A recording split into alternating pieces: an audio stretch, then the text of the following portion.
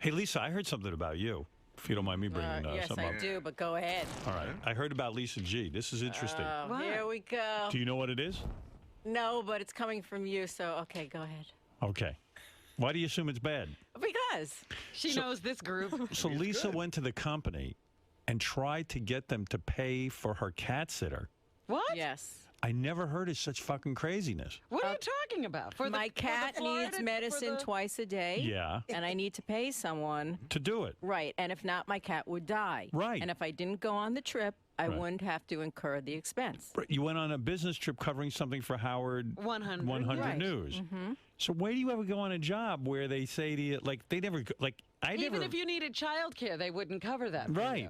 Even a child they wouldn't cover. Oh, really?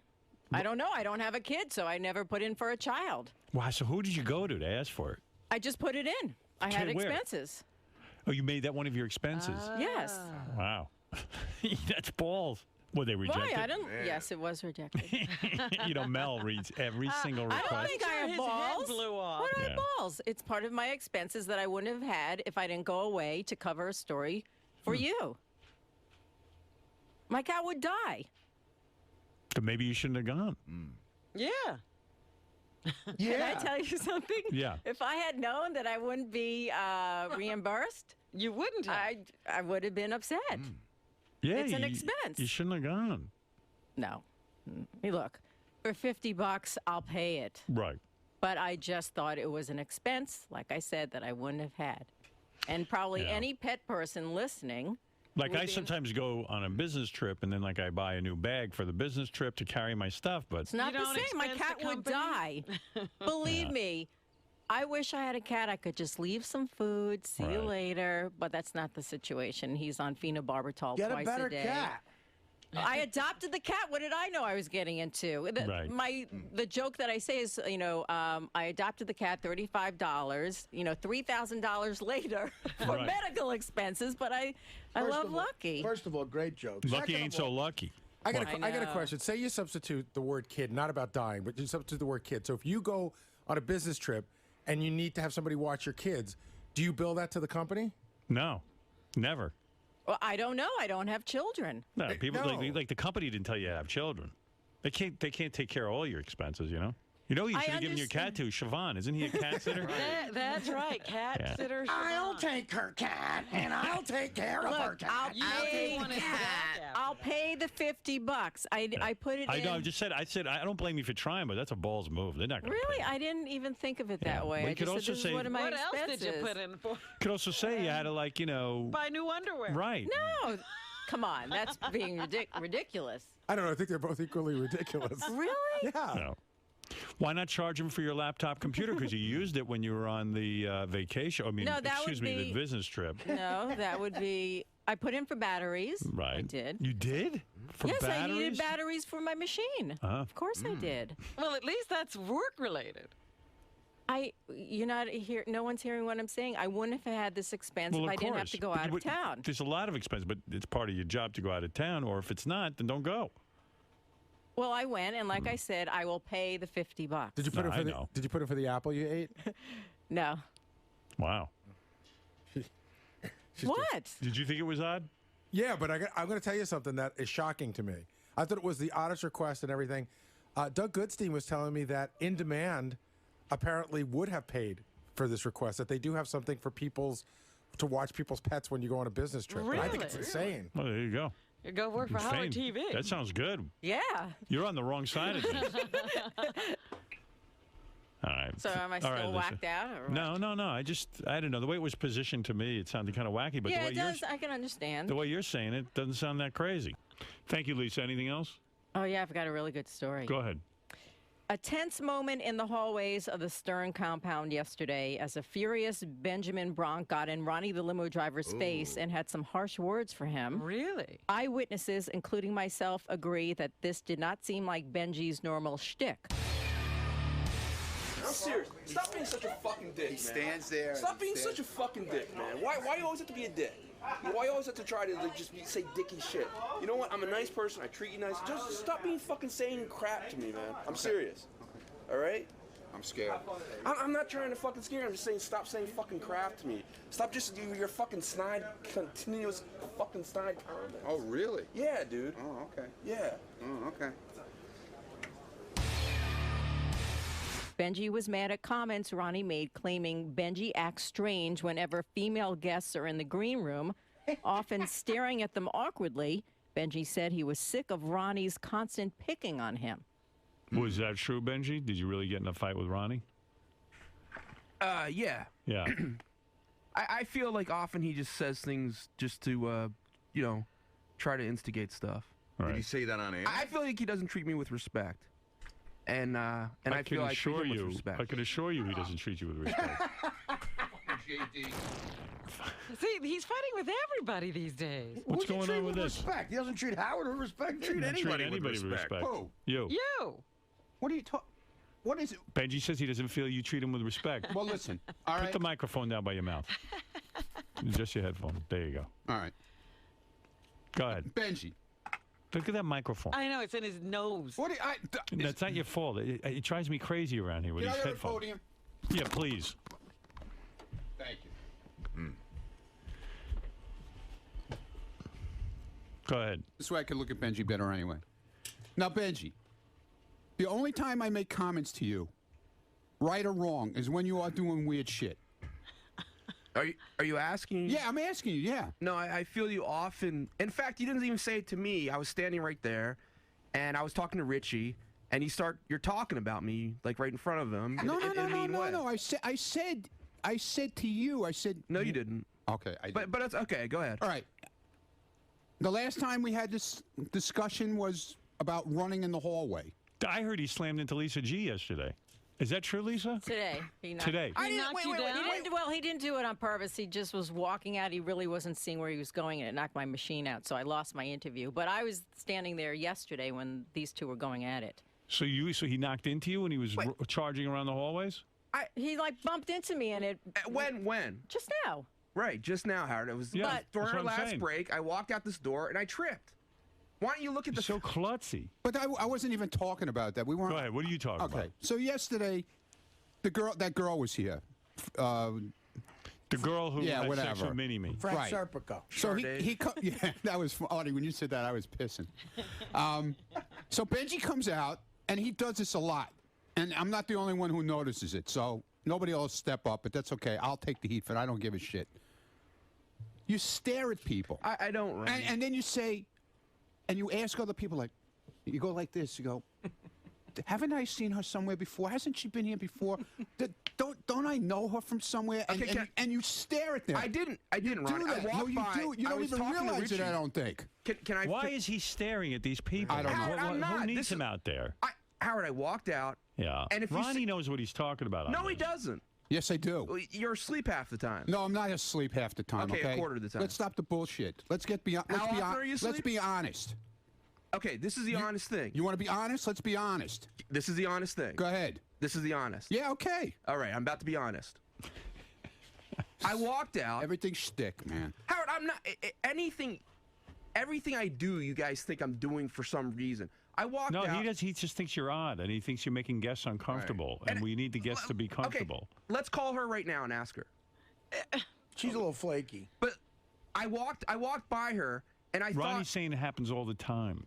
sometimes, yeah, I see the guests in the green room sometimes, and oftentimes, because I might know something or realize something, I tell you, and it's something good, you use it for the show. When I asked Richie, I saw her for a second. I thought, and if you look at the internet, you'll see why I thought this. There was a girl about 8 years ago that Seinfeld was accused of having an affair with. And that she looks very similar to her. That's who I thought she was. Ends up it wasn't her. I just was, that's why I thought But she why was do you have to familiar. stand there and stare at her like that? I wasn't staring, Yes, Ronnie. you were. Show the You don't camera. realize it. Fred, what's with you? Ask, Are you sick? ask Chris. This is 2 days in a row. you're Chris was coughing. out there. He knows what I'm. He knows what I'm talking about. All right, I'm bored. Okay, thank you. Thank you. Thank you, guys. Hey, Lisa, did you try to expense a can of Coke when you were out in L.A.?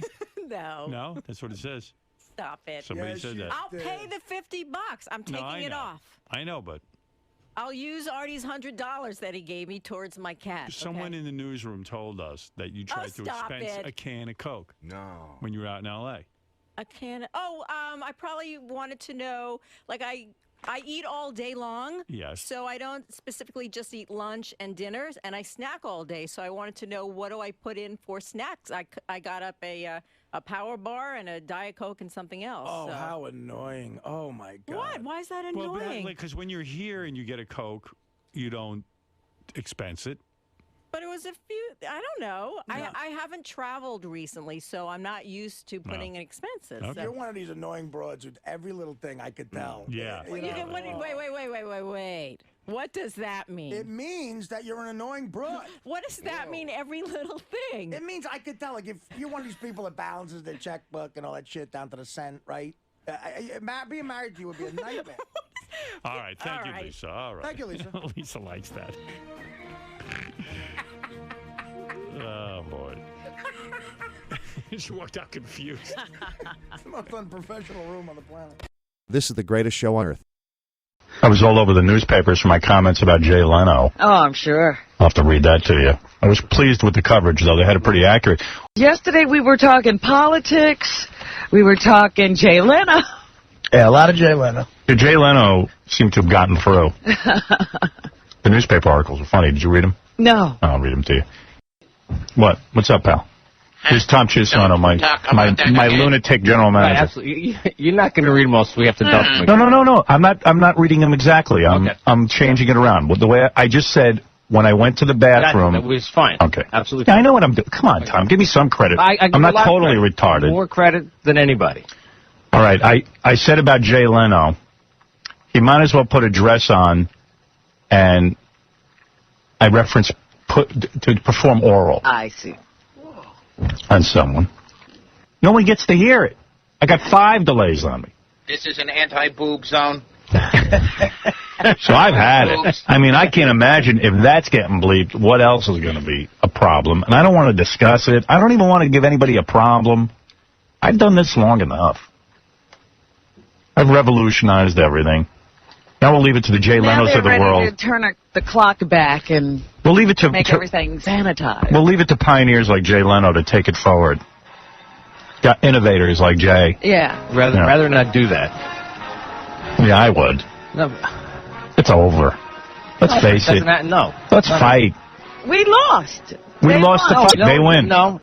I think I said, like, hey, Jay Leno, why don't you just lick me? And I think even that got bleeped yesterday, didn't it? No. Maybe it got bleeped now. Because if he licks me, does it say where he's licking me? No. That's fine. Who knows? It is a problem. You better go check with Dead Air Dave. You don't know. You're in here. I know guys don't think about the girl they're with. I go, okay, you're right. So who'd you think about? I go, I'm not going to tell you. It's my secret. It's my secret. Who'd you think about? I thought about Jay Leno. Hello, folks. It's Jay Leno here, and I would like to introduce the Tonight Show's newest producer. Go ahead, pick up the microphone, say hello, would you? Hello. Guess who? That's right, ladies and gentlemen, the one, the only, the world-famous Baba Booey. I bet you're a little surprised by this. Surprised by what? Me ripping off Howard? I mean, it's not true. No, I got it all from Steve Allen. Yeah. Hey, folks, we got to take a break. When we come back, it's Win Fred the Court of his money. So stick around. Yeah. My, hey. We didn't like Janet Jackson. Janet Jackson exposed her breast on TV, so you got to change TV. No, how about no one forced you to buy a TV? I wonder if she's selling records. I don't think that's going to happen. No, that ain't going to happen. That's going a little too far. Yeah, she's not going to benefit so much. Oh, so much. Welcome back, folks. I'm Jay Leno, and just before we say goodnight, I'd like to introduce our newest announcer, ladies and gentlemen, Vinny Pavelli. I love you. Oh, I love you so much, you know. Well, I'm glad to have you here as well. Sometimes at the end of the day, I feel like I just haven't had enough of you, you know, and I just can't wait till we're together. Well, I enjoy working with you, too. Whoa, Vinny, what the hell are you doing? I'm scratching my balls. I caught myself. I won't do it again. I love you. Okay, well, I guess that's all for tonight. Tune in tomorrow when we play a new game called Lord of the Rear End Ring. Say goodnight, Vinny. I love you. Ciao. How many chicks you got going on right now, currently? In active rotation. Yeah. Probably just one. Just one? Who's that? Can't. Playboy? No comment. What does she do? Is she famous? No comment. Is she famous? She's famous, but no, I cannot. Aw, dude, give me the break. Come on. No, can't do it. Hey, I'm being a good man here. I'm helping you out. I know, I'd love to, but it's too... See, now you're not a man's man. No, but she's married, buddy. Oh. Oh, that's better. Oh, let's guess. Let's guess who it is. Is her last name Jessica Parker? Mavis Leno? Is it Mavis Leno? I saw those Bush girls somewhere. I got to hide from those girls. I don't want to mess Is it Mavis Leno, or is she too busy helping the people of Afghanistan? Yes, I understand you're doing my life. Yeah, I understand. What's that all about there, Rick? I mean... Well, I give it good to Jay and the paper boy. They got it all. They got it all. They got it all. I'll read you the article. There's 2 articles. I read the one in the Daily News. It's funny in print. Did you like which is funnier, the Daily News or the... Well, I only read the Daily News. It was just some of the exact quotes in print are funny. Yeah, it's always funny. All right, I'll do the Daily News one since Artie likes that. Yeah, some of these things weren't meant to be written down. Yeah, they don't come out right. Yeah, it looks different. Stern words for Leno. By the way, nice pictures of me. Thank you. Calling Jay Leno creatively bankrupt, Howard Stern lashed out at the Tonight Show host yesterday for hiring away Stern Show regular stuttering John Melendez. Well, yeah, I kind of did. I mean, I think it's lame. I think it's something that's exactly what you did. So organic to our show that I just think it's funny. I mean, like, why would you pay all that money to John for an announcer? Why would you pay all that money, not to John, but why would you pay all that money for an announcer? Well, yeah, Unless the guy you wanted... who was there wasn't getting as much, right? Yeah, and then John... he was a fine announcer. And John comes into me and goes, Jay took me to his house. Jay took me over. I go, he went to a movie with me? Yeah, I go, well, Jay's taking you around because guess what? We took you and made something out of you, and he wants a piece of it. I'd love to hear more about that Ed Hall is afternoon, still waiting for an invite. Yeah. I mean, wake up and smell the coffee, douchebag. John said they got ice cream. Yeah, they got ice cream. They went on a date together. Yeah, I don't know if you get pistachio or something. Stern told listeners on his first morning back on the radio, since Melendez gave notice, that Leno called him twice since the announcement, which is true. Quote, you're using this to get some edge and you're lame and you're gay. Stern said, he told Leno. That was funny. Quote, Jay's just lame, Stern added. I told him, you're an ass, I can't say the word, a-hole, okay? You're an a-hole, you're a ripoff. Radio's most famous morning motor mouth also slammed Leno for thinking that by getting Melendez he could draw viewers not watching The Tonight Show. What John has to do with Jay's show is just beyond my comprehension, Stern said. Jay, at what point did you creatively turn off? Stern asked. You're creatively bankrupt. Leno and Stern have been friendly throughout the years. Each has appeared on the other show. However, Stern has often criticized Leno's Tonight Show work as being soft and not nearly as good as his time in stand-up comedy. Jay is just a really odd guy, Stern said. He's a bizarro. By hiring Melendez, Leno gets someone with a built-in following, especially with young male viewers. Really? I guess sort of. Well, I mean, you could say that, yeah, he has had that. I'd rather see John just host the Tonight Show. Since they're looking for those young males. Yeah, I mean, how's Jay going to get them? Hey! They're looking at Jay, you'll bring your viewers? Yeah. If you're young males out there, there's John. Yeah, for all the young males. Remind you. Any young males watching, take a look over there on camera 3. That's stuttering John Melendez. Stern said he chided Leno during their phone conversation for copying bits from the radio show. Somehow the word chided isn't even strong enough. No. Stern said that Leno attributed the pieces on his Tonight Show to those done by Steve Allen decades earlier. Quote, you're just comical in your ability to rip things off, Stern said, he told Leno. You reek of desperation. Dude, Stern added, you already take half my crap. You might as well steal my people. Leno, through his spokeswoman, had no comment on Stern's rant. Stern said yesterday he's starting the process of hiring a new staffer. Yeah, well, I mean, what the hell? Since we're the farm team. Yeah, we got to go.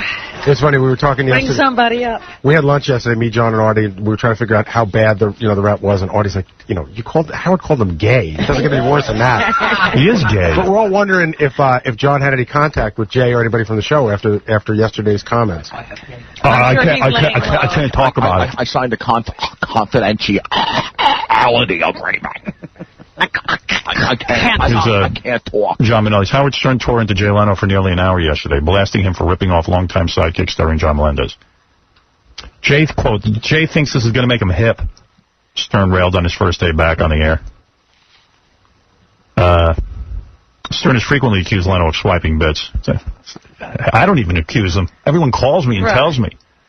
Stealing the stripper and homeless game, the wacky celebrity interviews, the Stuttering John trademark.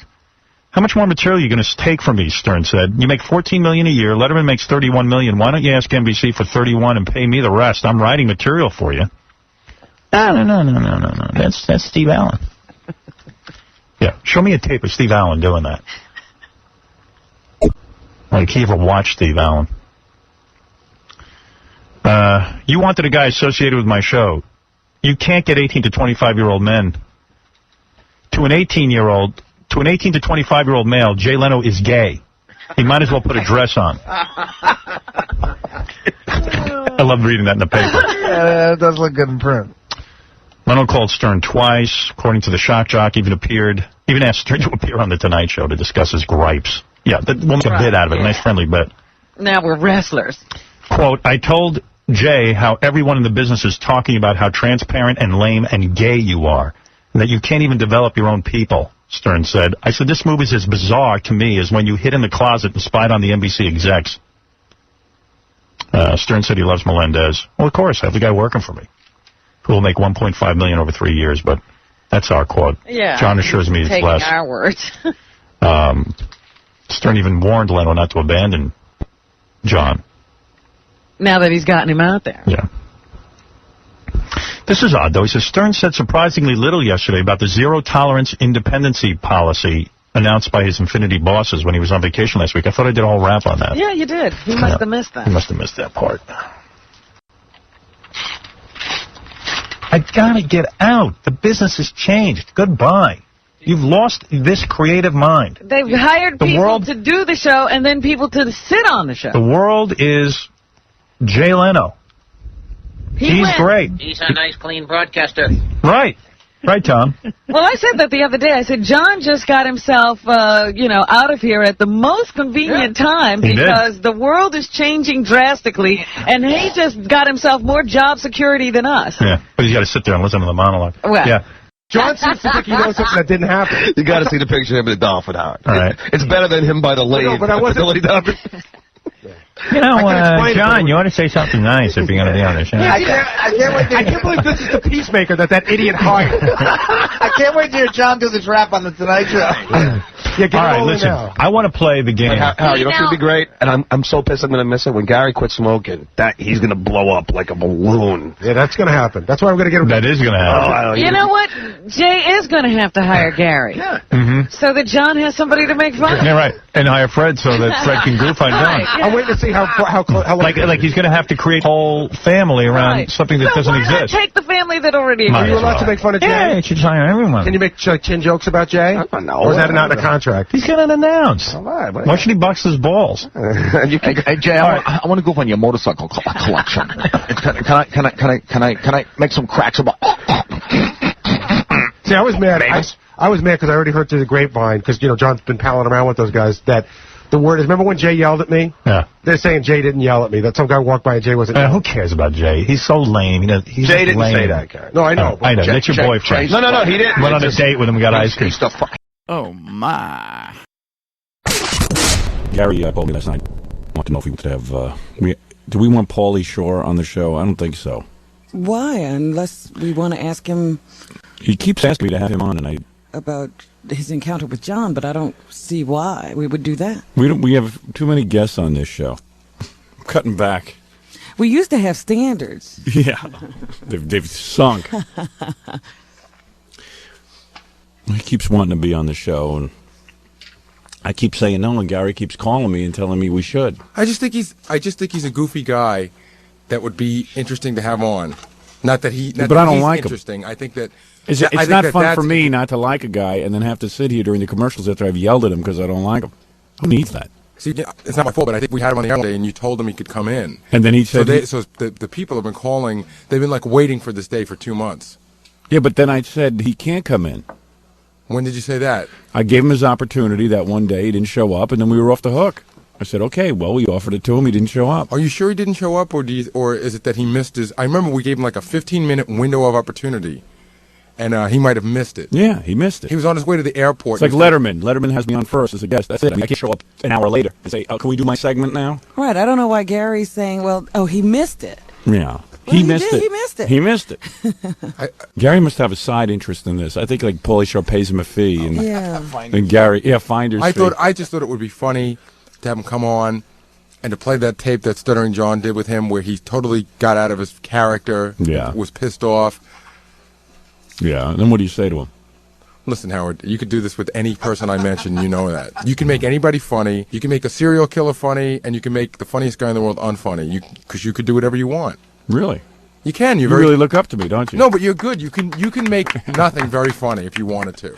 Yeah, but let me get back to my point. I don't find Pauly Shore a talent. I just don't think he's talented. I don't think it'd be comfortable for him or for me. Well, he definitely doesn't know that, but that's fine. He thinks it would be comfortable, but I don't think he gets the joke on this show. Well, you tell him to call in, and I'll explain to him what it's going to be like, and then we'll see if he wants to come in. Is that what you want? Yeah, you can call in, and I'll explain to him why it will be uncomfortable. Thank you, Gary. He's relentless in his pursuit. It doesn't matter if you say, no, I don't want him. He comes back again and again. Yeah, it's time for Gary to move on to another job. We're getting on each other's nerves too much. Is that right? Are you two experiencing friction? Yeah, he just is. Every minute he's challenging me. That's just not true. We're not getting on each other's nerves. Yesterday we were in the TV meeting, and he had told me a million times about a certain sketch on Saturday Night Live, and I know it was him. And then in the meeting, he goes, I didn't tell you, Wolf. I never even saw that sketch. I don't even watch the show. And 2 seconds later, he was talking about that sketch. He knew exactly what I was talking about. Totally misinterpreted me on that one. You really did. You didn't know what I was talking about. I had no idea what you were talking about because my idea had no resemblance to that. You were talking about a sketch. I was Robin. Oh boy. The guy, Gary, listen to this. We're writing for the TV show. So Gary walks in, he's got an idea for the TV show, which I welcome. I like that Gary has ideas for the TV show. So he sits down and he goes, I got an idea. We'll have an elevator scene where you're wrong. Gilligan walks in. I know, it's a hidden camera. Right, but it wasn't in an elevator. It was in a green room. Bob Denver, and it was not a sketch. It was no, it wasn't. I said the green room. Not you. Me. Right, but I said you might have said an elevator. I did not say an elevator. All right, get out of here. I can't take this. See, that's what you nobody's interested in this. It's 6 in the morning. It's 6 in the morning. Get out. I can't take you anymore. Can I just tell you, it was a difference between a sketch Gary, and reality. I'm here to entertain, not to debate you. Can I just say that? I was talking about doing a reality piece, and you were talking reality. About... Well, it is reality. I see. Okay, very good. A hidden camera is a sketch? Please leave. I'm done with you. I'm done with you. Go out and answer. Who's answering the phones right now? Nobody. All right, well, why don't you go answer the phone? I don't feel like it. All right. Well, I need someone out. I got to go open your mail. How come he always needs somebody out when I'm looking for him? Yeah. You want someone to answer your phones, don't you? What were you doing, Gary? I had to answer your phones. Here, Gary, repeat after me. You morons want to monitor my every Gary, wait a second. I have to teach you something. Come here. Go learn it yourself. Oh no. I was going to have him repeat after me, but he left. Call him up on the phone. Let's see how long it takes him to answer the phone. It's a lot of pressure from the wedding. I tell you, it's time for him to move on. Does anybody have a job for him? You know what I love? You sat there and you said, he's constantly arguing with me about everything. He goes, no, I'm not. Yeah. It's all day like this. Yeah, Gary. Yes, right. Are you answering the phones? Yes. Okay. All right, do me a favor. I don't want to end where it's not a learning experience for you. It's never a learning experience. Sometimes it's just all it is a browbeating, pummeling Gary into the ground experience. You feel better, and I feel stupid, and we all move along. No, you don't have to feel stupid. You made your point. You were right. I was wrong. No. All right, repeat after me. Not. I am not. You are not. Familiar with reality. Familiar with reality. I am way. What's that? I am way. I am way. Too old. Too old. To be called boy. To be called boy. I am way. I am way. Too stupid to do anything else. Too stupid to do anything else. I am an engaged mess. I am an engaged mess. All right, thank you. There you go. Baba Booey.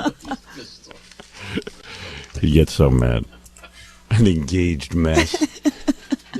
Why is there no job opportunities for Gary? Why will nobody hire him? Don't know the radio show's one part of his magic? I told you, Curtis and Lisa Sliwa wanted him. Yeah, they. You should have encouraged him at that point. Yeah, they're still doing to very take well. Wing and fly. They're doing great over there. They still have jobs. Instead, we saved him. Yep. I think it would have been fun working with them. He's got a lot of good points. Really, for anyone thinking, list his good points, Robin. You start. Well, first of all, he is intensely loyal. Right.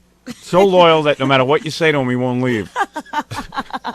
You can fire him. Yeah. He'll show up the next day. I have fired him 3 times, and he just stays right here. Let's go around the room and point out Gary's good this points. is good. All right, Fred, would you like to say something? Diligent worker. All right. Jackie? Very well groomed sometimes. Howard? Very, very hairy. It's going to get thin now. Uh-oh. Don't go to that side of All right, that's enough.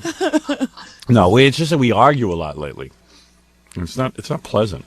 I've been trying to think, maybe it's me. Why am I so annoyed with Gary? But it's not. I'm sitting there reading something, and Gary comes in and starts playing tapes for me, and I go, yeah, sure, go ahead and play the tapes. He goes, well, I can't play them if you're going to read. I go, Gary, I'm a man who could do 5, 6 things at the same time. If I couldn't, then we'd never get anything done. Just do what I have to. Just put it on. That's all. I don't have to watch you rack up a tape. We weren't racking it up. It was playing. The tape was playing. Right, Gary, look, this happened between every tape you played. I'm You played telling about you. 3 tapes? You don't see yourself. Yes, you did. No. Yes, you did play 3. You played 3 tapes exactly. Hey, why don't you shut up? And I sincerely mean that. Oh, what are you going to do? I'll come punch you right in the head. All right, all right. You know what? Now you're resorting to violence. You're getting a little carried away. Happens all the time.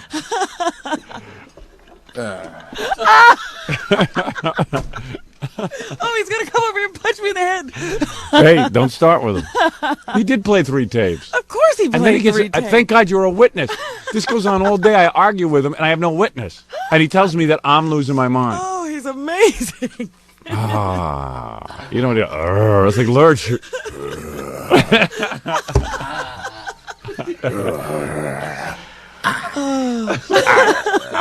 It was all his frustration in like 2 words. I like when he almost gets the F word out. You know, you. No, you know you. It was a combo. It was you. He's so pissed off. You. He's gonna come through the glass. Man. Yeah, he's going to stop using the door. You know, you.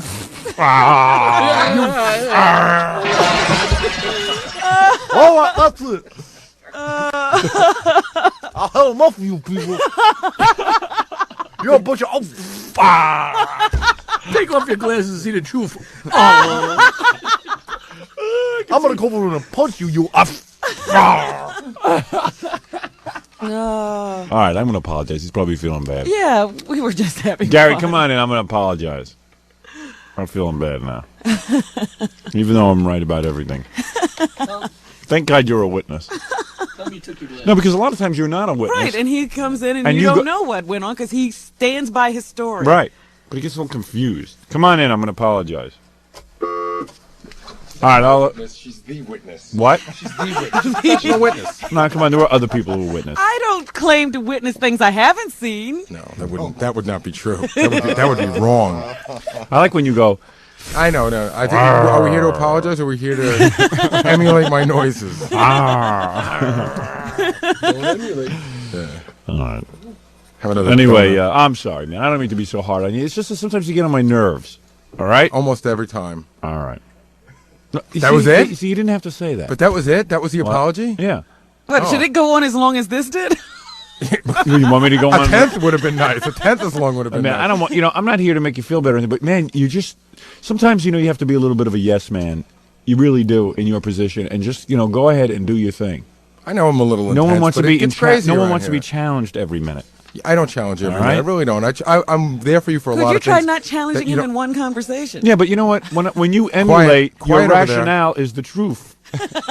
Come on, there's a lot of stuff that we do together that none of this goes on. You don't even talk about. Right, I know. Well, that's when your rationality kicks in. All right. Anyway, so don't worry about it. I'm sorry, all right? Hope my apologies accepted. All right, thank you. I'm sorry if I did anything Well, you do to all the offend time. you. You do. See, there the apology just went down the tubes. All right, kiss me. Okay. All right. Where? Go ahead, Gary. Come on. It's enough of this. It's never enough. Yes, it is. You were good, man. You did a very good job today. I didn't do anything yet. That's what I mean. You haven't messed up. No, man. Seriously. Vagina pussy. All right, before we get to the party, Chris, you know, the guys from the WWE were in an uproar after your last appearance here. Did you know that? No. Ric Flair is on the phone. He wants to debate you. Ric Flair is on the phone? He says that he has a statement to make on behalf of the WWE. You accused the WWE and Vince McMahon of firing you because you were gay. Rick disagrees with that. Okay. You want to speak to him? Sure. All right, go ahead. Rick, hi. Rick, you there? I'm right here, man. How you doing, man? That's Rick. Great, thank you. How are you? Yeah, that is Ric Flair. He's a famous wrestler, and you work for the WWE, of course, and you're even in management. And what do you disagree with about what Chris Kanyon has said? Well, first of all, I don't work in management. I just disagree with the fact that, and I'm disappointed because I know Chris very well, that he would blame something that's happened in his personal life on his job description. And I think it's real simple. Every wrestler in the country knows that you've got to be very good at what you do to be part of the WWE. It's a very difficult business to be successful in. And I think Chris has some shortcomings in the ring. And I'm disappointed in Chris as a person. I've known him a long time, that he would blame his shortcomings on something that's going on in his personal life.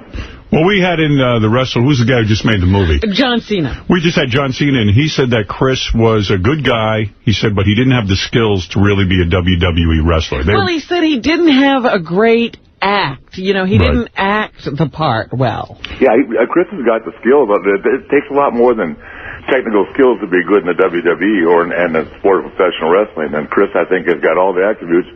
He doesn't have the act. John made a good point.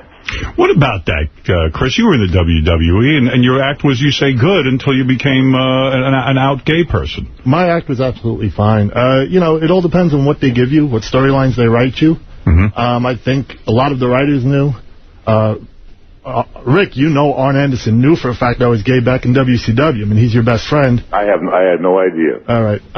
It was not a well-kept secret in wrestling. And, you know, it figured into the storylines they gave me. Rick, you know as well as I do, if they don't give you a storyline, if they beat you every week, you're not going to be over. Chris, we're talking about your sexuality right now. We're not talking about No, that ain't what you were talking about. You were talking about I didn't have what it took to be a WWE, even though you as a person, as a man, for blaming your choices in life on the business. It's not a choice, first of all. You have the skills, and you had the ability, and you had the opportunity. It didn't work out for you.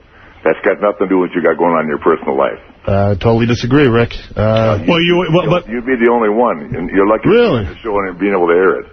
But Rick, Chris was in the WWE for years, and there wasn't an issue. He was in the WWE, but he was never featured. He was never a featured player. Rick, how did I make it for 9 years on national TV in WCW, pretty much a promotion you made and carried by yourself? How was I able to make it there for 6 years if I didn't have the act? I said you had. No, I said you had. No, but how do you make it for 9 years on national TV from 95 to 2003? I was on national TV. If I didn't have the charisma, if I didn't have the act, how did I make it for 9 years? Explain that, Rick. Well, I'm not saying you didn't make it. I'm just saying that I don't think anything that's happened to you right now, you know, in the WWE has anything to do with the fact that you've come out of the closet or whatever you've done. Because I had no idea. And nor did I care. Rick, you've been in the business for a long time. You know there's no kept secrets in wrestling. You know me,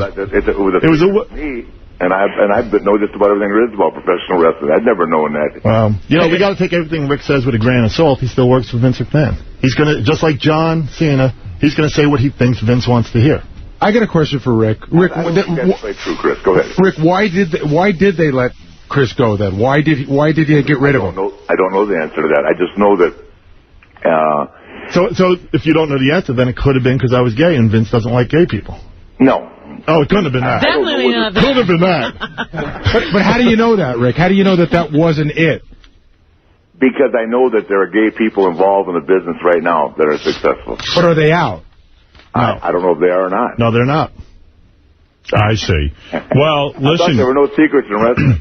No, inside wrestling, he's saying. Outside of it, there are plenty of secrets. Rick, we know a lot of guys inside the business that are gay, but they don't want to go national and be nationally out. I did, and I was punished for wanting to do it.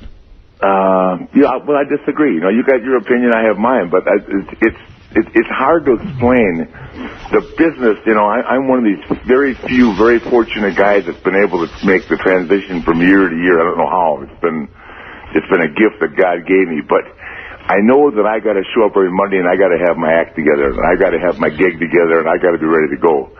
And I think Chris, and I've said it before, all the talent in the world. But Chris, you didn't have anything to give to the show right now, and that's just the bottom line. All right, so that... So you think he could work for the WWE again? No, I don't think he could. Why not? I think the opportunity for Chris Kanyon has come and gone. So what opportunity was I given that I dropped the ball with, Rick? I don't know, because I didn't know you were acting. That's why for 9 years I was very successful. The only time I got fired is when I started talking openly. You can go back and talk about who was good at everything 9 years ago. You're not good at it now. Oh, now you're saying I don't have the skill now. You just said I have all the talent in the world. You're saying I am saying, this is Ric Flair telling you, you have not got the skills or the ability. That's very different than what you said in the beginning of this interview. That's very different than what you said in the beginning of the interview. No, it's not. Yeah, it is. I said you said I have all the skill in the world. I just didn't have the act. Now all of a sudden you say I'm not good enough. You know the act is given to you. John Cena said, yeah, you are not good enough right now to be on the show.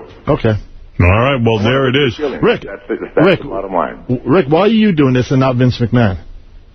Why am I doing what? Why are you the one on the phone and not Vince? I don't know. I can answer that. I guess they wanted someone that has a lot of respect. I can. They're all in Japan. They know how much respect you have for me, Chris. Dude, I have ultimate respect for you. You are truly the best in the business. If I can be man enough to tell you, Chris, God bless you, you had it at one time. You've got a lot of ability. I'm not saying you still can't go through the motions. You don't have something the show needs right now. And it's a hard business. We let guys go every day that are nice people. It's not about being nice, it's about being good. And I definitely am good enough. And Rick, you haven't seen me in 4 years. How do you know if I'm good or not? I know that if you had something to offer the show, you'd be on it. Really? Bottom line. That's why Kurt Angle's still wrestling for WWE. What's Kurt Angle got to do with it? Because he has a lot to offer, and he still got fired. Well, no. So don't tell me if you have enough to offer, you're still going to be there. Kurt Angle left of his own volition. Well. And I know that for a fact. And you want to talk about John Cena? This is today's Daily News.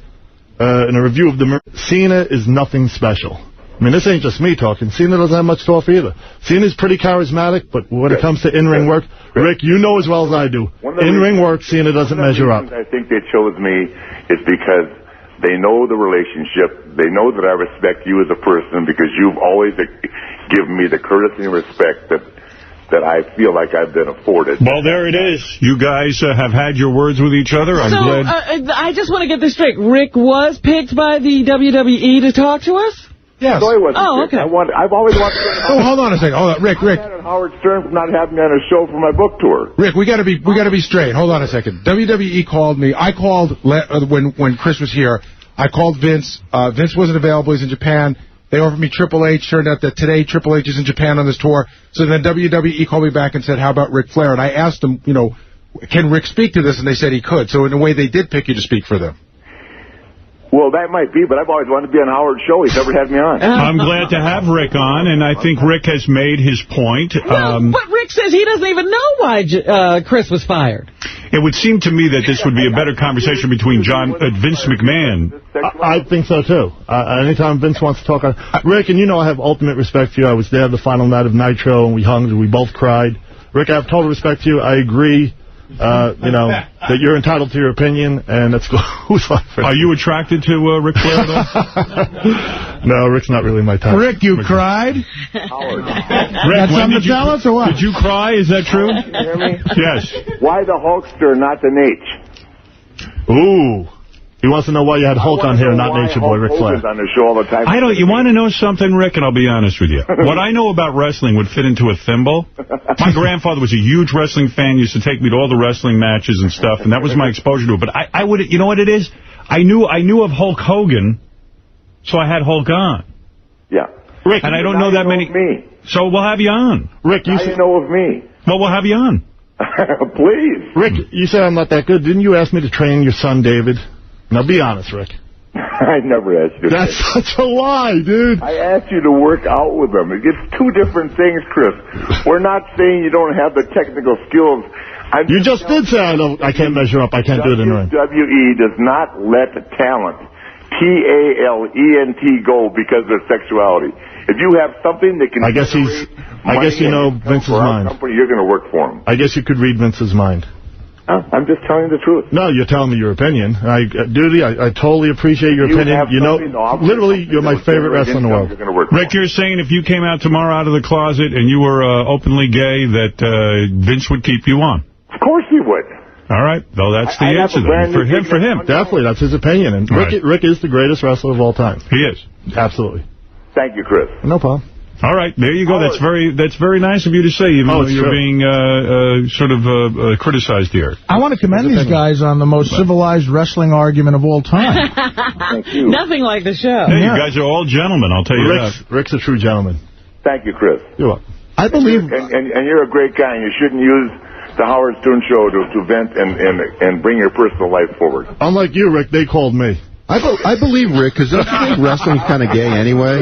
I don't know. I don't know anything. Guys in their underwear rolling around. I don't know. Thank you, Ralph. If anybody knows gay, it's Ralphie. All right. Hey, Rick, thank you for calling in. I appreciate it. And we hope to have you on the show soon. Thanks, guys. All right. There he is. There's Ric Flair, who made a statement. The Nature Boy.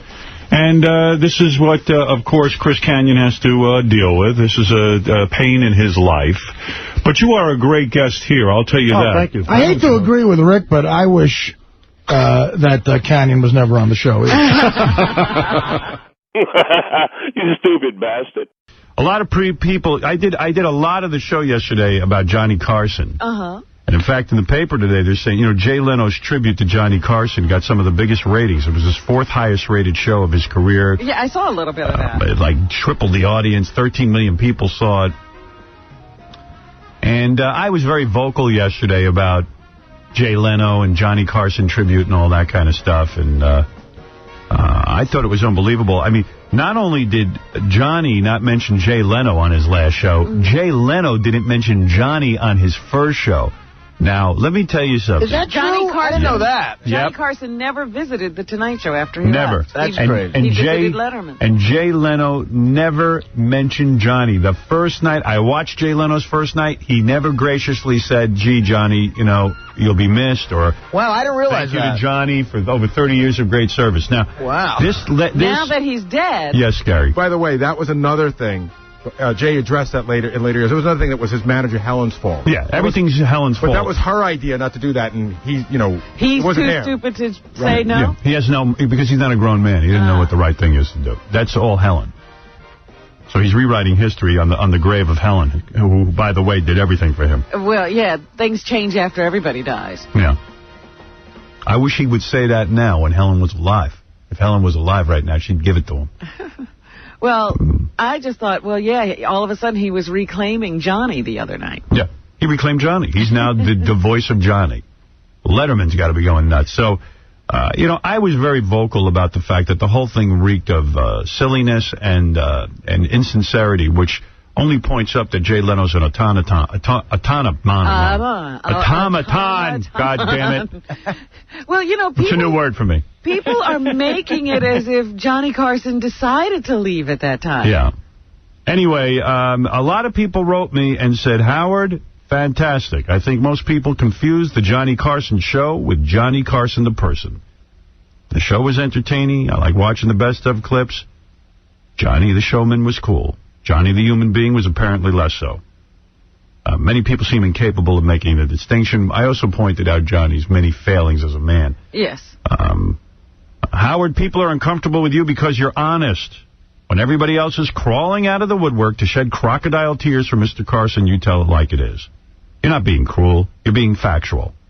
Unlike Jay Leno, you say precisely what you think. Good for you. You remind me of the Emperor's Clothes fable. When everybody else was saying how great the Emperor looked, one little stern-ass kid had the honesty to say, hey, you're naked, a-hole. And speaking of Leno, what a phony, and then he uses the F word. I did not know that he forced Carson off the show. The balls of that man doing a fake eulogy. Johnny must be spinning in his grave like a George Foreman rotisserie. Howard, there's another one. Check out the E! True Hollywood story on Wayne Newton for some good sound bites. Really? Newton claims Carson kept doing homo shtick about him in his monologue. Newton's not gay. And I remember this very, very well. I don't know if you do. Wayne Newton went ballistic. Johnny used to do gay jokes about Wayne Newton. Wayne Newton, if you remember the story, went right into Johnny's office. He said to Johnny, looked him in the eye, if this crap happens one more time, I'm going to knock you on your ass. Newton, who stands 6'4", claims Johnny tried to weasel out of it, saying that he was just reading what his writers wrote. Oh, no. But guess what? It never happened again. Somehow his writers never wrote it again. Just like Jay blames Helen Kushnick for him not mentioning Johnny. You know? Or saying that he didn't know what she was doing behind the scenes to get rid of Johnny. Here's another one. You and Dick Cavett are the only two celebrities who have the nerve to talk on the air about the real Johnny. I love watching Johnny all those years, but I like hearing the real story. What did Dick Cavett say? Dick Cavett was on the air saying Johnny could be a mean son of a bitch. Oh, okay. I'm hoping that Letterman will have a few words to say about Johnny tonight. No, I think Dave's on vacation. On vacation for a week, yeah. He'll be back next week. By the time Dave makes his statement, we'll be half in the grave. Johnny will be forgotten. Howard, keep talking about this. Believe me, it's not boring. But then again, we did get one like this. Wah! I'm so jealous of Jay Leno. He steals all my bits. Wah! Damn, you suck, Howard, you old douchebag. I hope you have something or someone writing material for that satellite radio show you're going to. You talk about stealing bits. All you do is play clips from other people's shows and cry about Jay. You can badmouth him all you want, but talent-wise, you'll never hold a candle to him. Now go look in the mirror and think about a facelift, you worthless Man, who wrote piece that? of dog crap. Fred wrote it. Well, there you go. You can't be one over. But you got a lot of people on your side.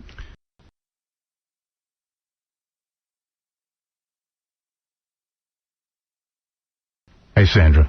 How you doing, baby? Sorry to keep you waiting here. Hi there. A lot of important stuff going on. You had to be better and better and better. You had to be. Did you watch the Tonight Show, the tribute to Johnny Carson? I did not watch that. It's crap, right? Demeaning to Johnny. Right. That's how I feel. Dave Letterman was his appointed heir. Absolutely. Jay Leno did not mention Johnny on his first show. Johnny didn't mention Jay Leno. The whole thing has been a scam from day one. And Jay pushed Johnny out. Yes, by the way, since I was on and we had the whole conversation, and Jay called me, you know, all freaked out, he has yet to have me on. And he promised that he would. And he said, of course I'll be on. Listen, honey, I am going to be on 5 episodes of The L Word. I have a reoccurring role on Crossing Jordan, which is on NBC. Hello. You on don't need him. Week. You don't need him. And he's still not having me on? When you revealed, and it was a shocking revelation. When you No, you revealed it, and then I just picked up the When I revealed that you made and love... ran with it. When I revealed that you made love to Jay Leno... That's really, like, pushing it. I can't even imagine what that must have looked like. I can't even think of it. Well, first of all, I was, like, 20 years old, and I was, like 105 pounds. Whatever. Super skinny. I mean... Tiny. The idea that he spanked you, it's such an indignity. I mean, really, I'm outraged. Listen, look at him now and look at me now and tell me what the payback has been. Right. What has the payback been? I forget. I look fabulous. He does. Like He looks like an old fat man. Right? God bless. What do I got to lose? You know, I mean, maybe I should not have maybe I should be anyway, like maybe I should be like, you know, sucking up to Jay right now. Maybe I should be, you know, talking about how wonderful he is. Would he have me on? No. No. Listen to me. Yeah, I'm listening because I love you. Don't suck him up. Honey. I mean, maybe you did it one time, but don't do it now. Once was more than enough. And that didn't work. I still have a sore throat from it. I bet. Well, you revealed that he was large, and I was shocked. Yeah. I was shocked. I'll be honest. You know, time can be cruel. Maybe it has shrunk. I don't know. Let's hope. You know, things go... We can only hope. I did a full show yesterday bashing Jay because he did a monologue, if you want to call it that. And he came out in Johnny and how wonderful Johnny. The whole show was Johnny. And yet, that's what I heard. And he pushed Johnny out. Johnny hated his guts. Johnny didn't mention Jay taking over the show on the last show. No, I know. And Jay never mentioned Johnny. Johnny started writing for Letterman. And when they said to Jay, crazy, right? When they said to Jay, why didn't you mention Johnny on the first show? Helen Kushnick, my manager, told me not to. I mean, come on. What are you, man or mouse? Exactly. You go out there and say, look. Gay cock enough and yum. Thank you. I'm just saying some Kabbalah. Gay and Dreard. Right. Don't hit us with that, Misha, gosh. There you go, Artie. Here's my prediction. Off camera, you and Mia Kirshner are going to fall in love. No. Trust me on that one. Why? Not your type? No. First place, I'm in a relationship. When did this happen? 5.5 years ago. Oh, hello. How quiet A guy you can be. or a chick? Chick. Oh, a chick. Yeah. You go both ways. 5.5 years. Yeah. See what Jay Leno did to her? Ever since then. First of all, look at Mia Kirshner's body. Look at this. And I like that you're pissed off at Leno about that Johnny Carson tribute. Honey. I love that. I love that. Now, isn't Letterman off this week or something? Yeah, he's going to come with his tribute. Well, at least it'll be sincere. I mean, at least he's actually talked to Johnny within the last 10 years. Hello? They did an internet poll as now that Johnny's dead, who is the king of late night? And it was 40% said Letterman, like 30-something% said Leno, and it was like the 12% said Conan O'Brien. And then it was 5% other, and then 2% Jimmy Kimmel. Oh, no.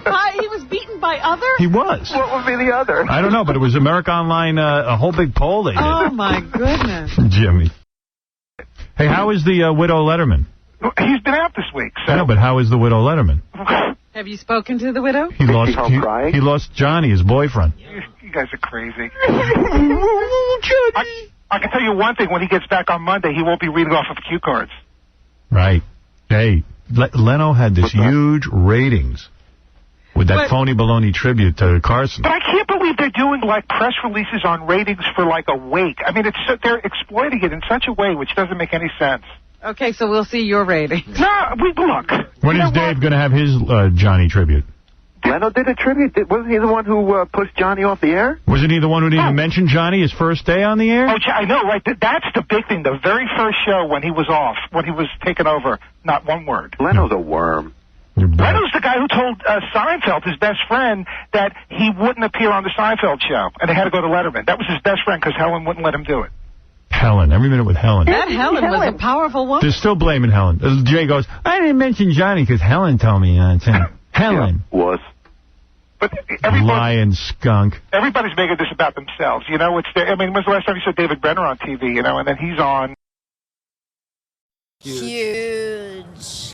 These two guys waiting all morning. Like they have someplace to go. That's true, too. But this might be kind of fun. Sal, the stockbroker, since he's doing so horrible as a stockbroker and can't get hired, decided to become a stand-up comedian. He said, can I have a minute on the show to show people how funny I am? I said, well, you can compete with Vin the Retard. He wants to go into something even more difficult than being a stockbroker. That's right. Here they are now, Vin the Retard and Sal the stockbroker. There he is, Sal the stockbroker. Everybody loves Sal the stockbroker. But as far as we know, he's only funny when he's goofing on Gary. Well, maybe he'll just do Gary material. I don't know. I've given each guy an opportunity to come out here today. How are you, Sal? Wonderful, Howard. Great to be here. How long you been doing stand-up comedy? About 2 weeks. No, seriously, be honest. About 3 weeks. Really? Yeah, I just recently got into it. Okay, and you think you're so funny. Jeez, this microphone is... My nose hairs are curling inside out in this thing. It's terrible, for real. Was Gary on this thing? It's horrible. Gary might have been on there. For the love of God. He's all right, I'm sorry. Sal, always on. I don't want to kill the flow of the show, but we had to change that. Sal, I'm going to give you your minute. We have a wall set up, a brick wall, like any comedy club. Vin the Retard, how are you? Hey, Howard, how you doing? All right. I'm saying if Sal's any good, he should be able to beat you. You have a speech impediment. Right. But you have been doing comedy for a long time, right, Vin? If you want to call it that. Well, you got the tape. Come on, you saw what I did. I beat him last week. Hands down. I must say, so far, Vin's funnier. Thank you. Yeah, just the voice. Right. All right, we are going to judge. Robin, hold your vote till the end. Fred Norris will vote. Keep it up in mind. Benji, you're not allowed to vote. Artie, you'll vote, and I will vote. All right. And I will be honest as to who is funnier. That's all you can ask for. And here we go. There's a minute on the clock. Vin, entertain us. Make a slam. All right, good morning, everybody. It's great to be here. I'm up against Sal, I'm up against him. This particular show holds a lot of importance, a lot of meaning to me. This is my 15th time on the Howard Stern Show. 15 times of being Vin the Retard. I'll tell you, it's been great. People recognize me, they come up to me, but I do have one problem. people think my IQ is 60. It's just not true. It's 70. But with this voice, it's got me in nothing but trouble. As I said, I'm 47 years old. I spent nothing but the 60s and 70s telling people, no, I don't have no more words. All the time they think I have words. No, I ain't got no more words, all the time. After a while, I said I just might as well go with it. They go, hey, man, you got any more words? All right, your time is up, and there he is, Vin the Retard. You did make me laugh. I'm not sure why. I'm not sure why either. But you did a fine job. Take a seat on the couch, Vin. I tell you, I feel like Artie. A lot of fake laughter from my part, too, All right, let's get up there, Sal. Let's see how you do. You wanted a chance, and now you got your minute. Here we go. You're going down, says Vin the Retard. Vin, when are you going to get your front teeth fixed? 1984. No, seriously, no, what's going on? No more teeth. They took all my top teeth out. They put in a bridge. I can't talk with it, so I'm stuck like this. All right, let's go to Sal, the stockbroker, who has prepared a minute's worth of material. He is ready. Here we go. First of all, has Wesley Snipes left yet? Yes. Oh, good. I can take my wallet out of my sock now. Anyway. Hey, Howard. I thought you hated Star Jones. What is she doing behind the window? Holy cow, it's Fred Norris. What the hell are you doing here, Fred? I haven't heard you speak up in years. Then again, last time Jackie spoke, he was replaced by a fat coke addict.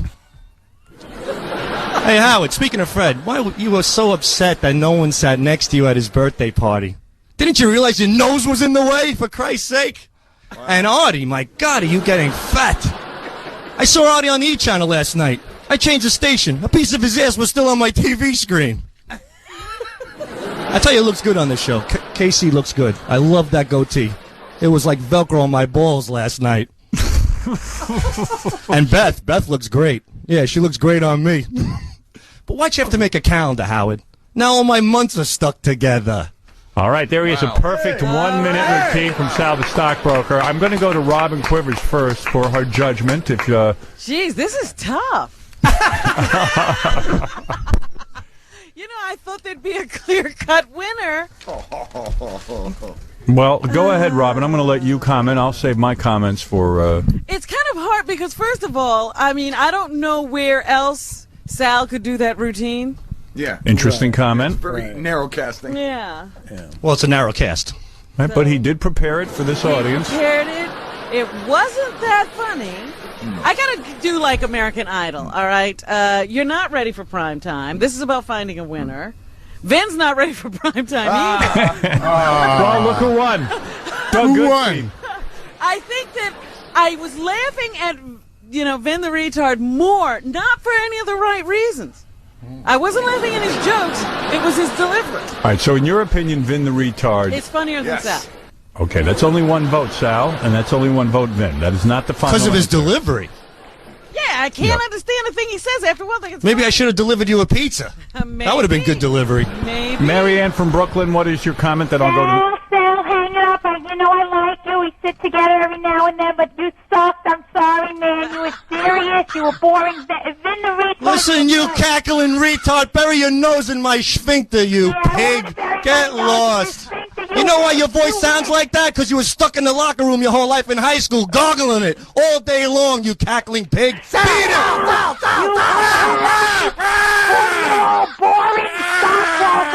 right, there we go. Some of the people in the audience getting their votes in. Yes. All right, who's next? Okay. Who do you want to go next, Robin? Let's say Fred. All right, Fred, let's hear your analysis of the situation. I think Vin looks like a comedian. He's got the bad Hawaiian T-shirt there, and he sounds like a comedian. He's actually funny. He's got very few jokes, but I laughed. As for Sal, he looks like he's got his confirmation clothes on. He doesn't look comfortable, He doesn't look comfortable. I see no chin. His eyes are crossed. He should go back to being the manager of a pizza store like he was maybe 10 years ago. All right, let's go to Mike on the phone who wants to comment. Mike, go ahead. In the history of radio, I just got to say Sal is great. He knocked him dead. I'm still laughing. Un-effing believable. Kudos. He's got to win. He should be on American Idol. All right, there you go. This is one of Sal's friends. That was Sal's buddy. By the way, that is actually Mike, Sal's neighbor. But I wanted to let it through because landscaper. Okay.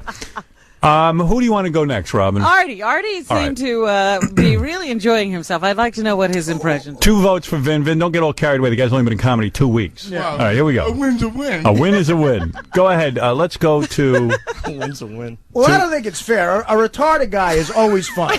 Thank you, Artie. But enough about Sal. Oh. No, you know what? In all honesty, when Vin was going, I laughed out loud twice. Yes. And when Sal was going, honestly, I laughed out loud 3 times. Really? Yeah. Really? I thought his joke about me was funny. I thought it was ballsy. And Well, there's a lot of balls on you.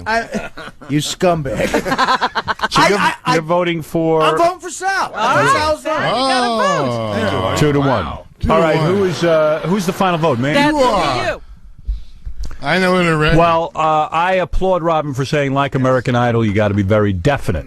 Number 1, in comedy, some people are naturally funny, others aren't. I walk. Vinny has the edge because he looks bizarre. He has 2 missing front teeth. His clothing, his appearance, his demeanor, it looks like a train wreck homeless guy standing there talking to me. As far as delivery goes, Vin is more conversational, which is something you need to work on. Vin is able to get up and tell a story, and he did get me to laugh. You got me to laugh, too. You show promise. But the fact of the matter is you are no way ready to be paid yet for your stand-up comedy. Neither is Vin, but Vin did beat you. And Vin does win. All right. A win's a win. Yeah. Vin, just to criticize a little bit, Sal does have a rapid-fire joke thing going. You repeated the Quaalude joke 17 times. Well, because you love it. That's why I did it. I know my audience. So the answer is you won. Vin the Retard wins. Sal needs a lot of work, but there could be something there. I'm going back to Gary's teeth and lips. It's possible. Possibly possum. Hey, Robin, since I lost today, would you sign my box of pancakes? I left it in the green room. Still working the crowd, never giving up, and that's a good sign. There he is, the Monkey Man. Yes, Gary. My claim to fame. Did you see that Fred found Sal's resume on some website? No. Sal, you have not held a job since 1996. What's the story? What are you talking about? I've held jobs perfectly. I have no problem. Do you work right now? Do you have to be somewhere at 9 o'clock at a job? No. When was the last time you had to be at a job? 1996. You've been out of work for a while, haven't you, Sal? Maybe. Could be. How's he living? I don't know. I'm doing comedy. What are you kidding me? I'm booked every weekend. But wait a second. Weren't you like a band like a year ago? Now you're a comedian. I still have my band. I'm still doing all that stuff. I'm doing fine. And you're a welcome mat also somewhere down the line. Whoa! Vin coming on strong. Vin, do you realize that you won today? I won when we did the tape. Did you see the tape? Is it really a win, though? Vin will realize it Vin will realize it when he leaves today. His brain's a little slow. Did you see the E-tape? Yes, the E-tape. I kicked his ass. Yeah. You won. You won. I kicked your ass No, twice. it was the R-tape. I was in retard. All right. Well, Vin, congratulations. You lost to a retard, dude. You know what? It's true. I did lose to a retard. You're gonna have to be a stock boy, not a stock broker. You know what? I think I got to change my vote. Right on, brother. Right on. I went with the winner. The winner. That's the right. one I've had it. And if anybody that wants to hire me, well, good luck. That's your problem. Yeah, exactly. Sal, Vin, thank you for coming down here. It's never easy to stand up with a mic, and we'll be back right after these words. All right. Stern Show Shuffle. Analog to digital conversion. Can I put my finger in your ass?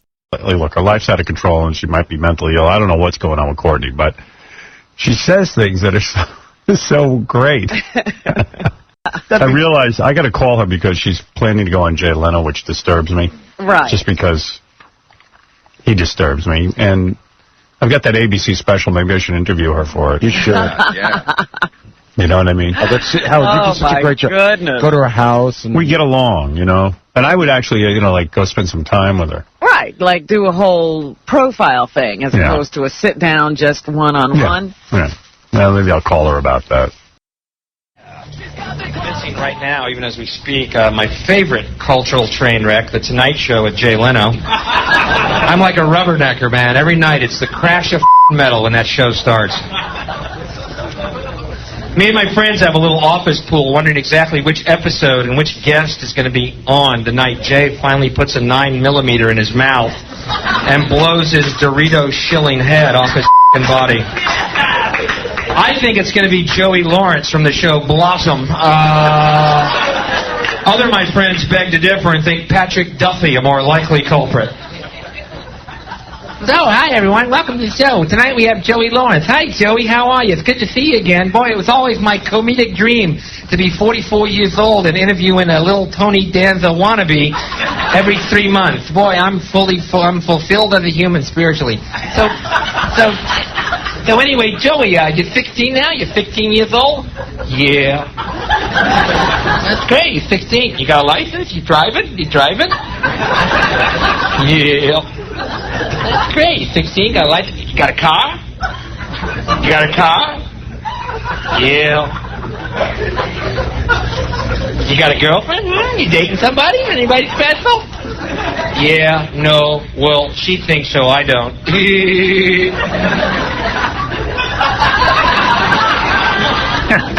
Good God, what have I done with my life? His brain splew out, forming an NBC peacock on the wall behind him. Because he's a company man to the bitter end. And it all started when he did the Doritos commercial. Here's the deal, folks. You do a commercial, you're off the artistic roll call forever. End of story. Okay?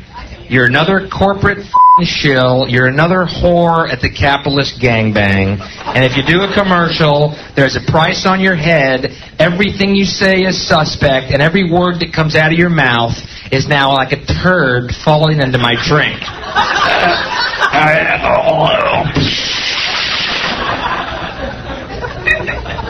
Selling Doritos on TV. What a whore. And not even when he needed the money either. You know, if you're a young actor, okay, I'll look the other way. But guy, you know, makes $3 million a year. He decides to hawk Doritos to make more money. You don't got enough money, you whore. You got to sell snacks to bovine America now. Hi everyone, I'm Jay Leno. Anyone remember when I was funny? Eat Doritos. They're good. Satan, get him in the ass on national TV.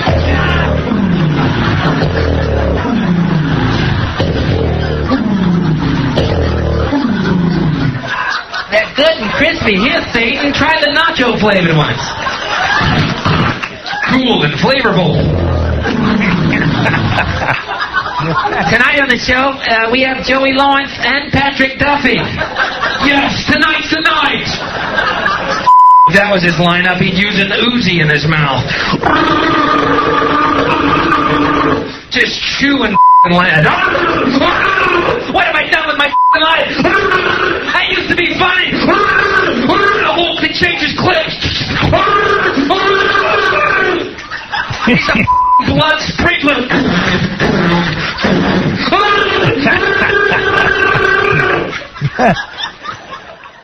That was the great Bill Hicks, who's now dead. Yes.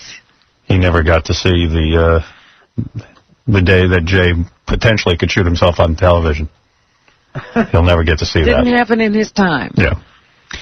Right after Bill Hicks did that bit, Jay Leno called him and said, "Are we still friends? I mean, we're still friends, aren't we? We're still going to be friends, aren't we?" Okay, what else? Jay Leno has a children's book coming out. Yes, we should get that. I wonder what Jay has to say to kids. If Roast Beef Could Fly or something, it's called. If Roast Beef Could Fly. Yeah, get on the... And he claims the book came about because trying to remember the story. It's something like the people who own the book company heard his... What did he say? He says...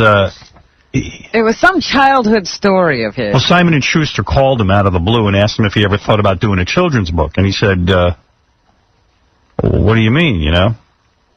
And he was like, well, you know, our guys have seen you a number of times, and there are certain stories about your childhood that you tell, and your family, how about making a book out of them? And, you know, and I know that's even bold because I don't think the guys at Simon & Schuster stand around the water cooler talking about Jay Leno's roast beef story. Books. Yeah, I just don't buy it.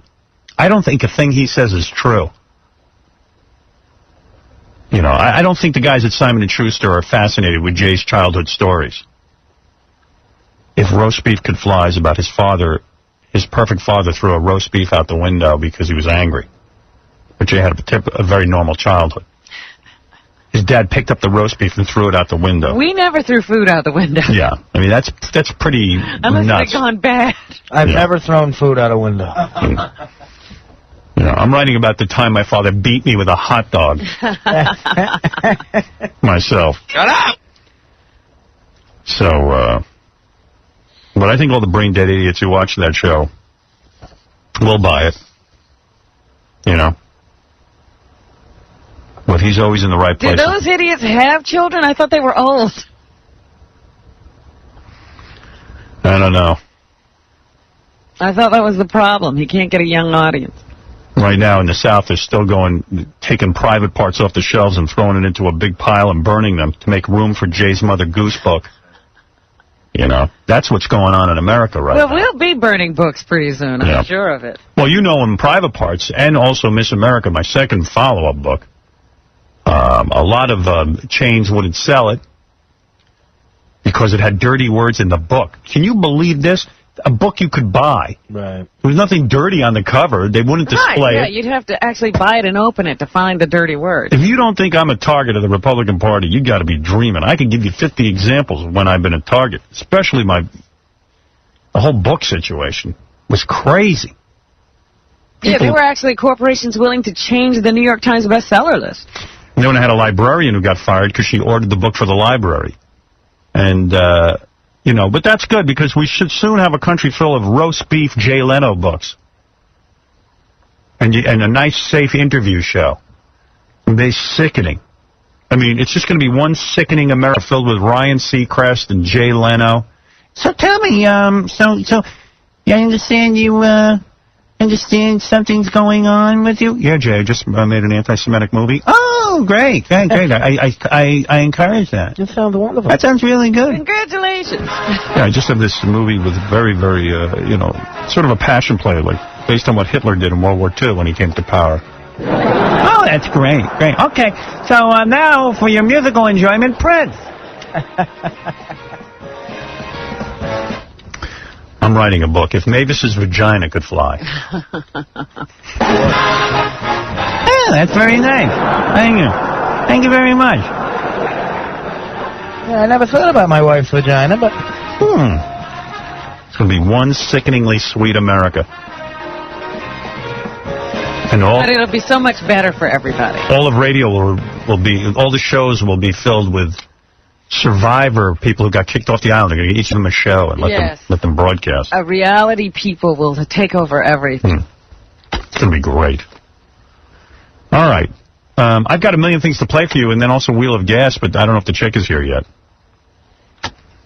With any luck, by 2 weeks from now, you'll be listening to the John Tesh and Marie Osmond show right here on your local station. Oh. There'll be no reason to get up in the morning. Then you'll see. Unbelievable. Talk about indecent. Oh. Look, I'm history on the radio. Next week, the Senate votes, and then the president will sign the bill. They are so anxious to get me off the air. And we're history, and we're gone. But, you know, when Donnie and Marie take over this show, or Jay Leno, maybe Jay Leno will go into radio. So tell me, Courtney, how are things? How's everything going, all right? You're good, you're good. You want to perform for us? Yeah, okay, great. When Jay Leno takes over the show, because God knows he wants to be me, he wants to have all the edge without breaking any rules.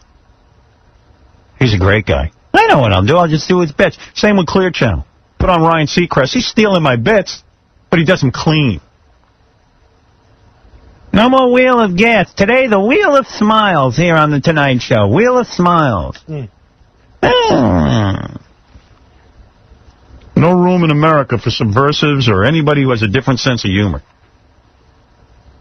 And I've read all the articles about, Howard's whining and this. Good. Fine. Well, I'm out of my mind. I'm just a big baby. Well, we'll see. We'll see what happens. Well, anyway, and everyone was afraid of McCarthy, and finally Edward R. Murrow stood up. I've said we need someone to rise from the ashes. What ashes? Edward R. Murrow. Like an Edward R. Murrow. But he's not around anymore. We're stuck with Katie Couric. And Matt Lauer. And Jay Leno. Matt Lauer, who's going to be a landscaper. Yeah. Jay Leno and Ryan Seacrest. And Seacrest, out! The blonde Frankenstein. John Tesh is now being interviewed about this topic, and he has a very, very intelligent opinion. I was dying to hear what John Tesh thought. Yeah, and then Marie Osmond has come out and said, I'm starting a radio show that's clean and people can be happy. Oh, I can't wait. Well, thank you. Thanks for saving us. That TV show of yours was scary great. Get that poison out of your system, Raven. The Howard Stern Show on the SVPRN, Stolen Vehicle Police Recovery Network.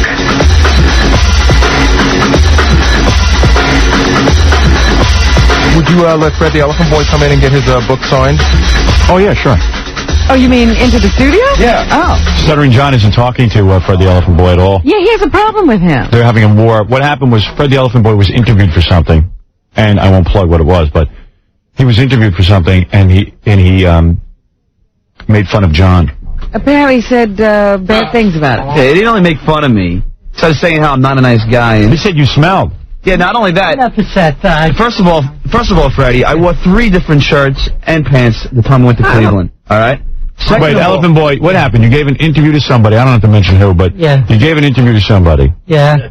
Well, yeah, could you please tell us what he said? Imagine being made fun of by Elephant Boy. Yeah. But imagine taking a guy out and getting him drinks and bringing him to your appearances and introducing him to girls and getting him free food and then all what this does he say and then about having this guy say John, put your hand down. It's kind of close to Elephant Boy's I'm not head. gonna. Oh, come on. Just mellow out, huh? I'm just talking. You know. Yeah, but you're getting into like an offensive posture. I'm sorry. But no, and then he just started saying how I'm not a nice guy, and I have the biggest attitude of the guy people on the show. I'm not the only one that said that. I got this opinion based on other people, and I just agree with that. Yeah, but they're talking about you. Who they talk to you? Yeah. I mean, it's not that I don't like you. I do like you, but out of everybody on the show, I like them a little better than you. It wasn't. Howard, get a look in Cleveland. Pick it up with him. In Cleveland, Freddie, in Cleveland. Who took you to a strip club in Cleveland? Who got you a couch dance? Yeah. Who got you a couch dance? Oh, yeah, that's okay, but sometimes I don't know whether you stay up late the night before. It just is a... What? I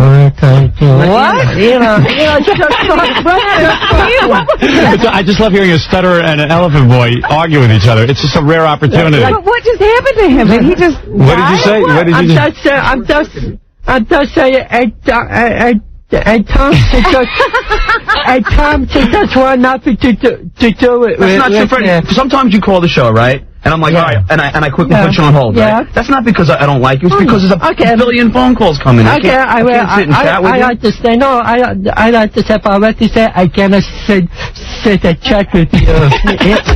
Like Cousin Ed. Isn't it like Cousin Ed? I feel like a mad person. You sound like one, that's for sure. Well, why was he saying that he changed his shirt 3 times? Yeah, no, right.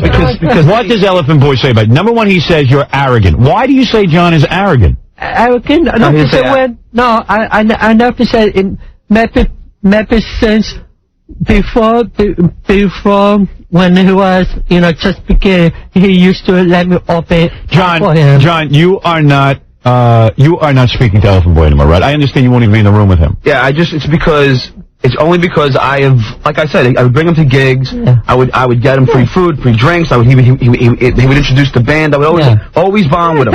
Always nice to him. And then I read he's I'm the guy. That was great, but now he kept kept a distance with me. I don't know what it's doing, but that's the way that's the vibes I got for you. Freddie, let me ask you a question. How long ago was Cleveland? Fred, why? I mean, Elephant Boy, why would you go? Yeah, about that. Yeah, was it nice to you in Cleveland? It was great. I mean, Didn't I have a great time when you was great. You was so then great. what? So then I'm not. So why are you saying he's arrogant? I'm just saying. Cliffy, it was good for me. I just was mentioning. I was just mentioned. I took a suitcase with me. I took a chance of God. He's the one to put. I don't know what. No, he's the one to put. Why don't you just say you were misquoted because no one understands what you're saying? I was this guy. They don't understand. I didn't say arrogant. I said he is a man, a gent. So so let me make this public. John, if I was misquoted. You're backpedaling? Yeah. No, you were not misquoted. You said John was arrogant. Why don't you stick by your story? You said John smells.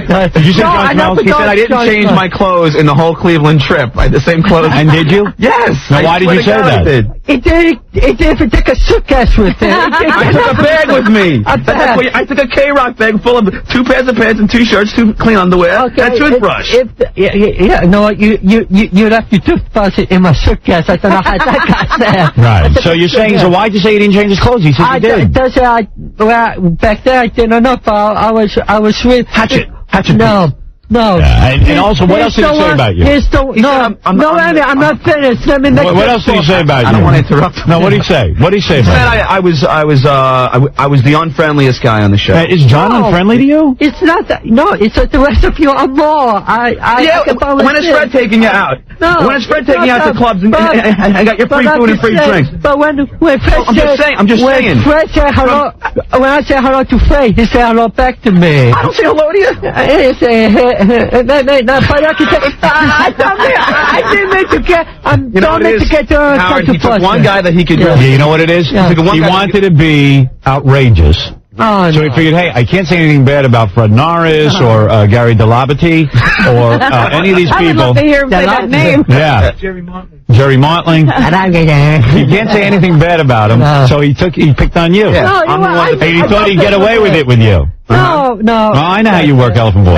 You think so? Because I think he was truly hurt. I think he thinks that John has changed. Yeah, but then... Do you think, be honest, Elephant Boy, you're a good, you know what, you're someone who looks in from the outside. Yeah. Has John changed a little? I believe he has. Yeah, maybe a little. I mean, I don't make like he's this awkward. It's not that, but I know there's like a small chance with the maybe the...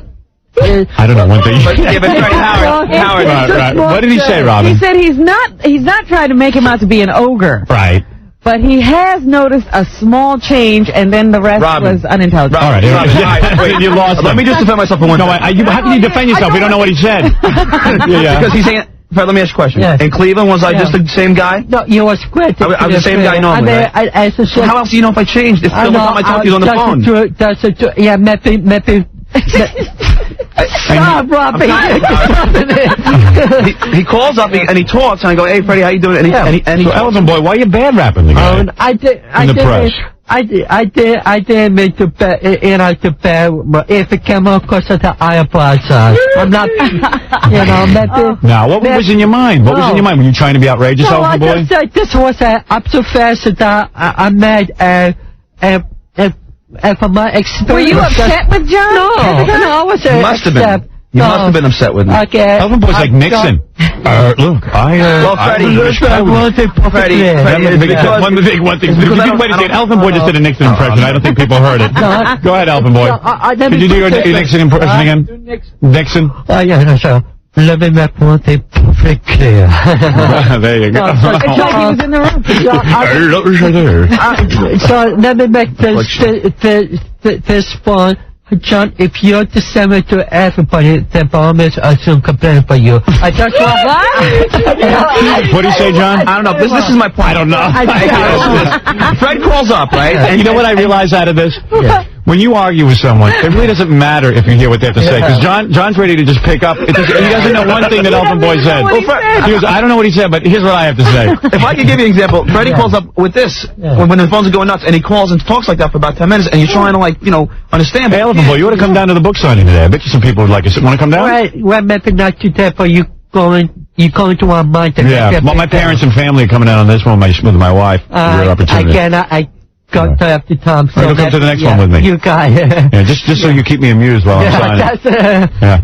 Ganji had mentioned to me that, you know, when we tape up Bongo, remember we had cameras following around backstage? Yeah. You can find all of Fred's quotes on videotape. Oh, He was saying the same thing about Stuttering John? Yeah, about how John thinks he's hot stuff and the whole deal. I think Elephant Boy might be jealous of John or something. No, I'm not jealous. Well, he said before, Howard, obviously Elephant Boy, and I guess some of Elephant Boy's friends who are privy to the show, feel that John is arrogant, and I'm trying to find out why. I'll tell you why. Because they call the show, and me and Gary answer the phones, and if Gary's not... Is that true, Elephant Boy? Is that the reason? Because of the phones? How else do you know me? How else do you talk to me? That's true, because when I go up, I think I came up on the course with Gary. I need to bet. Yeah, but on Butt Bongo Fiesta, you based it on other things. Can I go home? What? Can I go home? No, I was just hurt, Fred, because I always thought I treated you well. I always tried to, you know... If it came across, I never... You know how much that couch dance cost me in that strip club? Gary, what do you have to say? Boy, Gary? John's so angry at Fred now that when Fred calls, John puts him on hold, and he'll say to me, like, the mumbling moron's on the phone. Now, John, you would think you'd be sympathetic because you are a stutterer who mumbles quite a bit, and yet you make fun of someone else's impediment. It's like two black people can call each other like... People with Hispanic can chuck with his other. Exactly. All right, look, I got to work. Freddie, if you ever want anything, you want to come to my parents, you want to get free drinks, you call me, and you're on the list. Okay, from now on, John, I'm going to reject everything and say, let's make this a new beginning. All right. Oh, yeah, and like you're going to be interviewed again, Elephant Boy. Yeah. Now everyone's going to interview. So if somebody says, I started John is a good friend of mine. His chapter in the book is the best chapter. Right. Better than the lesbians. Right. Let me tell you something. People, one guy faxed me yesterday, he said in my book, the first page of the Stuttering John chapter is funnier than any page in Jerry Seinfeld's book. There's a lot of comparisons going on.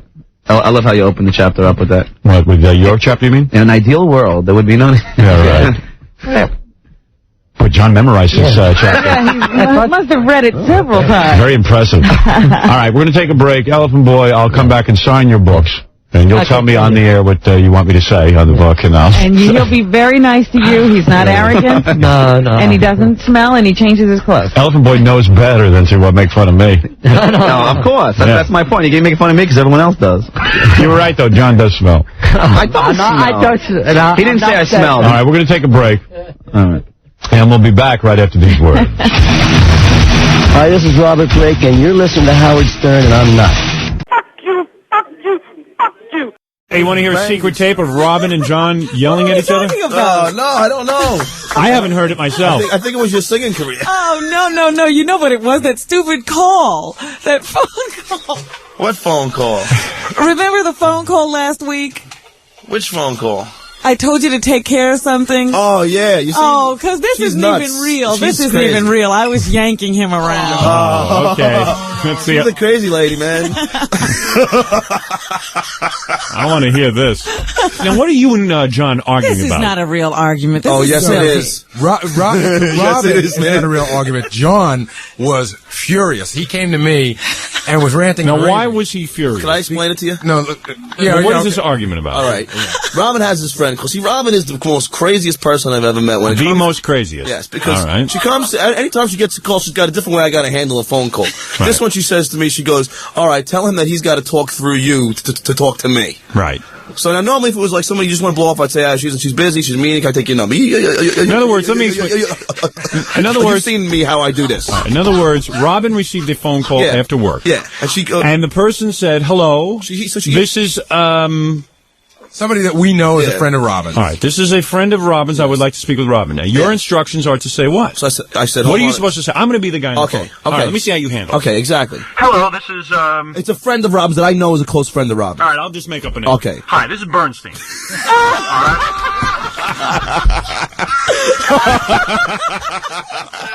That's an odd name to make up, Howard. I don't know. Okay, give me a different name. I don't know. Okay, Schwartz. Hi, this is Schwartz. Hi, this is Schwartz. Can I speak to Robin? I go, okay, can you hold on a minute? Put her on hold. Put him on hold. Put it, Bernstein on hold. And I say, and I go, Rob, you know, this guy's on the phone for you, you know, what do you want me to do? In so many words. Go ahead. So then she goes, tell him, he's got to talk through you, and tell me what he wants. All right, so let's see. So then I go on the phone. Well, go ahead, go on the phone. All right, I go, hey, Tom. Right. I say, I want you to, talk through me, All right, tell me what you want. What's the matter? Robin isn't good enough to talk to me? Exactly what he says. So what do you say? So I go, could you hold on a second again? I go, Rob, give me a break. Let me tell you something. You're already screwing up. Okay. Now let me tell you how you handle I know, it. but First of all, you don't get on the phone and say, Robin wants you to talk through me. Now listen, you're right. Listen, No, let me tell you, can I teach you how to answer the phone? Can I teach you how to answer the phone? But you're missing the point. I don't care if I'm missing the because point. I want to teach you to answer the phone. Because you have a high IQ, I think you'll catch on. Yes, but Gary, can you defend me one reason? I could, but it wouldn't help. Now listen to me. Say hello. All right, I know how to answer. I'm gonna say hello, Howard Stern Show. Say I'd like to speak. Why to don't Robin. you be a caller for you? Hello, and I'll tell you how I would handle it. No. Hello, Howard Stern Show. Hi, the Howard Stern Show. I'm answering. I am answering. No, you don't say that when he says hello, that. Howard Stern Show. So you're John. Yeah. Hi, this is John. Can I speak to Gary? Okay. Hold on. I'm going to go get Gary. I will go see if he's in. Yeah. Gary, you want to speak to John? No. Listen, just tell him he's got to speak through me. Listen, I can't find Gary right now. Can I take a message for you? That's it, Howard. Please, all right, give me 5 seconds. That is correct. All And right, that's what I do for Gary. Please. Let me hear you and Robin arguing in It's not fair part. when you do this, man. Let me hear this. It's not fair what you're doing right now. Two, Howard. Two? Oh, man. In his defense, I will say no one here ever knows what my schedule is. No one knows what I'm up to. So, in all honesty, they don't have anything real they could say to, sort of... Now, this is you back where? In the production studio? Yeah. This is off the air. This is what Robin does off the air with you? This is this is what's called the After Hour Torment by Robin Quivers. Robin, you're not pompous enough, by the way. I meant to tell you, that's the problem. In all fairness, no one knows my schedule. Oh, man. It was the wandering phone, like, what do you want to do? What do you want to do? And you're like... I just didn't feel like talking. I had a ton of things to do, and I had about 15 minutes to do all those things and get the out of here. Yeah. I asked John to handle something for me, and he says, well, I said, look, tell him that he's going to have to work through you if he wants to see me. Just find out when he's going to be. First, John gets off, and he says, look, if you want to see Robin, you're going to have to talk to me. That's what she said. She goes, tell him that he's got to go through you. On the phone and do tell him. Wait a second. What is with you two? Let me ask you something. They're in love. Wouldn't it be easier just to talk to this guy, Robin? Than argue about it? Exactly. But Howard, let me just explain. Robin has a different credo for a different way we got to do it for every different phone call. One time it's this, one time it's that. I can't get inside her head. It's Why don't you just take messages and don't consult her on anything? That's what I do for Gary. That's what I do for you. And you know something? I'm going to treat her like everybody else. That's all. What you do is take messages. Anybody who wants to return the phone calls can. But see, if you don't follow what Robin does, if you screw up a little bit, then she gets that ball. You know what? John could have just as easily have said, listen, let me take a message, and hung up, and Robin would have said, I wanted to talk to him, you idiot. Really? That's not true. It could That's happen. so ridiculous. It could happen. So ridiculous. Well, from now on, I'm making a rule, so you can follow it simply. Yes. You are to take messages on everybody's phone calls. All right. Even mine. Well, yours I always do. Well, then you're doing the right thing. Wouldn't that be easy? That's almost like having your own answering machine. But you know here what at it work. is? Wouldn't you think that would be easy? And you know, this is a friend of hers, so I just, this is a guy that we've known, and, He's a pain in the ass. Oh, dear. Calling Thanks here. for helping me out. Don't worry about it. I'll take care of everything. You should get on the phone and go, Robin says you're a pain in the ass. Leave me alone. It was so funny. I started laughing. I said, how could you do that to my friend? Suddenly, I'm the douche, You said it. I didn't. You two, I always hear you guys yelling back and forth at each other. But it's like fun. We're not really Because we're in love with each upset other, man. That same day, Robin took me out to eat for lunch. Well, I deserved it. Dinner tried to sneak in there. He tried to eat. Yeah. Yeah, but see, that's what Gary's right there. So you put a replacement word in there, you could say a lot of things. All right. So you don't understand. Who cares? He and Quentin the Stutterer were at the TV show on Friday, and they were explaining to me replacement words and explaining to me how they don't stutter and how they do stutter. Right. See, Quentin does the same thing. He has different words. Like, if I want to call you bad, I can call you horrible if I can't spit out bad. Okay. But my last name, I can't replace. I can never say my last name. Say it. I can't say it. I'm not even going to try. Please honor me. No, please don't. Please try. Please don't do this. I don't believe you can't say your last name. It's impossible. Trust me, it's an impossible thing. Come on, say it. You asked me my last name. You asked me my favorite comedy movie. I can never tell you. What's your favorite comedy movie? I'm not even going to try. Come on, tell me. I'm telling you, it's impossible. We got about 1.5 hours left. Go ahead. No. Monty Python and the Holy Grail. You see what I'm saying? Say your last name. Melendez. Yeah, you got it. So you said it. And you get a show before you say it. It's a show. See, you know what I'm saying? Yeah. So when I would go for credit cards, when you know what I got to do now? What? People ask me for a credit card. I got to nudge my girlfriend. She's got to tell the guy my last name. Wow. She's a great gal. Hey, say this. Monty Python and the Holy Grail starring John Melendez. Starring Melendez. Monty Python and the Holy Grail starring Melendez. What is he doing? He can't. There's no air there. Why isn't he breathing? See, that's my biggest. I don't breathe right. I see. All right, look, listen. It's fun. Stuttering is fun. It's fun for you. Yeah, it is fun. Now, I understand you're a stand-up comic? Oh, yeah, like, yeah, I killed Thursday night, man. All right. Okay.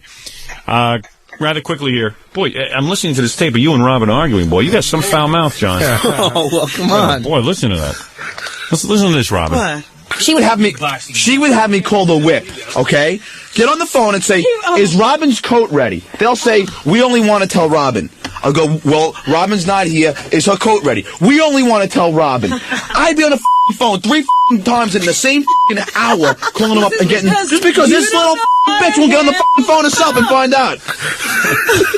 I'd make him go through those fights because he'd get on the phone, start fighting, and I'd say, all right, now go tell... Who are you telling this to, by the way? Who are you fighting with? Scott the engineer. Scott the engineer? Scott the engineer? Billy West. Billy West. Billy West was there. Wow. Jesus. How was there time for this? Oh, I was waiting for John. I was taking him to lunch. He was about to do the promo. You know, they both checked the reel-to-reel machines, but Scott had a hidden tape recorder. What a little... I'm going to smack his bald head around, man. That's Scott, boy. He really gets in there. Yeah, because we checked to see if he was recording. He's sitting there. You probably was laughing your ass off, right? You were taping. How'd you tape? How do you know it was me? It was you, because Gary guys just argue told everywhere. I think it could have been anybody that recorded you guys. Someone was walking along and just taped it. He said someone sent in a tape. Well, you did good work, Scott. I always love that. Thank you. I didn't hide anything. I'll give you an extra plug for that. Well, 718, what is it? Bag 54. Bag 54. I'm available in all Stern cities. I see. It's not so hot.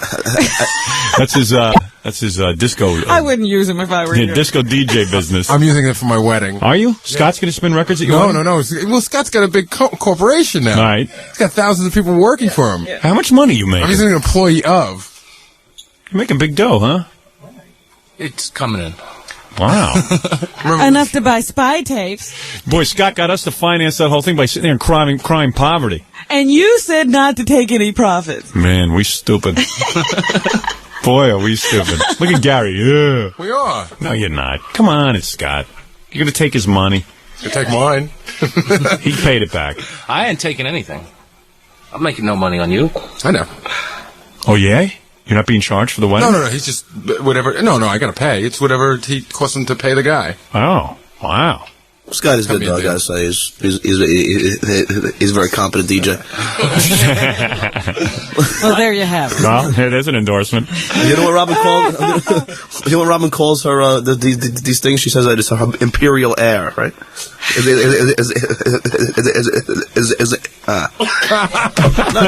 Just let's get off this. What is he talking about, Rob? You know, when you call me pompous, I don't say it that way. I say I have an imperial air. You have an imperial style about you. Another word for bitch. Oh, good for you. Today was a busy show. I announced the birth of my new book, Howard Stern Comes Again, and Shuli and then Brent ended up getting into something where now they're not talking to each other. Oh, it really got that bad? Yeah.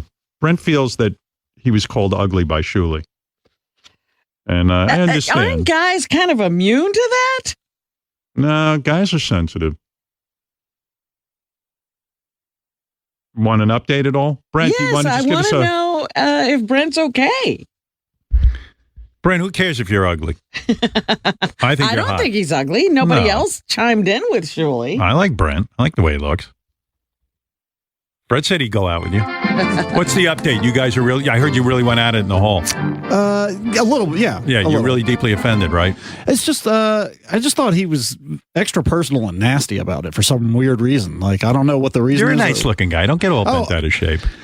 It's just, it was just the attitude, like I'm ugly and I should end it all. Like it's right. You know, now that you're adding to, he never said you should end it all. I know he didn't say it. Quite frankly, the two of you look kind of similar. Honestly, you got your shaved head and Except I'm bigger and way more rugged. Yeah. Hey, I often said Brent is the Brad Pitt of the office.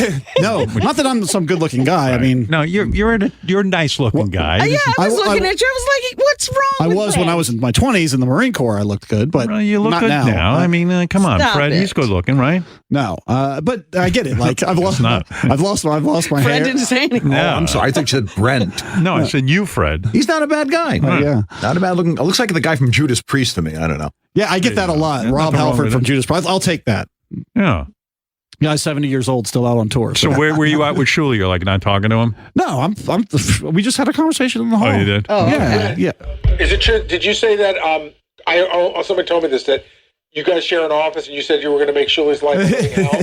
I'm going to annoy Shuli, so but we do that all day anyway. I see. And what is this? You're challenging Shuli to who has a better body contest? Mamet had this idea that we need to do a staff summer hot body contest where we all come in here in the banana hammocks and have judges and see who has the best body. And you're saying you could beat Shuli? Easy. Wow. All right. Let's do it. Well, there you go. One wonders what work is being done in that office. Well, that was the problem. I was trying to get something done, and there they were clogging up the hall, and everybody was watching them fight. Surely, is any work getting done in those offices with you and Brent going at each other? A ton. You'd be surprised. I guess when you're not getting along, you can just get down to work. I'm shocked, Howard. I didn't think I was coming from a malicious place. I don't think I was being... A little bit. You were a little out of line. I don't think so. You listen. It was funny, but a little bit out of line. And that's what everybody gets a turn here. Right. Everybody gets their balls busted. I mean, I like the idea that Brent's the world's most unsuccessful swinger. But, and I never said it because he was ugly. I just said I think when he starts staring like he does sometimes, it creeps people out. Right. But you've never been with me in those situations, so you don't know that I'm doing that. But I've seen you with that stare. So what? You don't know. Oh, they're going at it again. But you just make shit up. I'm not making it up. Listen, with all the years you work for Bubba and all the shit he did to you guys and all the fucking stunts and all the shit that he busted your balls about, this is really bothering you? What I said? Well, when Bubba used to fuck with me, I used to get mad at him too. Like, to be honest, Bubba and I maybe it's more you than me. Like, maybe you're just a little hypersensitive to this stuff. Well, he's insulted a little bit. You did say, he was not a successful swinger because he's crazy not, looking. Howard. And, oh, God. No, he's not. But he's claiming... If we're going on statistics right now, today. There's statistics in swinging now? This is a fucking I'm sport? just saying, if we're breaking it down statistically. All right, okay. Well, listen, he's getting his feet wet for the last couple of years. He's trying to get in the game. And my wife did text me when I went back to my desk. She said, she reminded me too, there's the other problem is her tattoos were healing a couple of times. Right. You can't do shit like that with an open wound. Oh, there you go. So she keeps getting things done so she can't swing. She's fine. We're going to...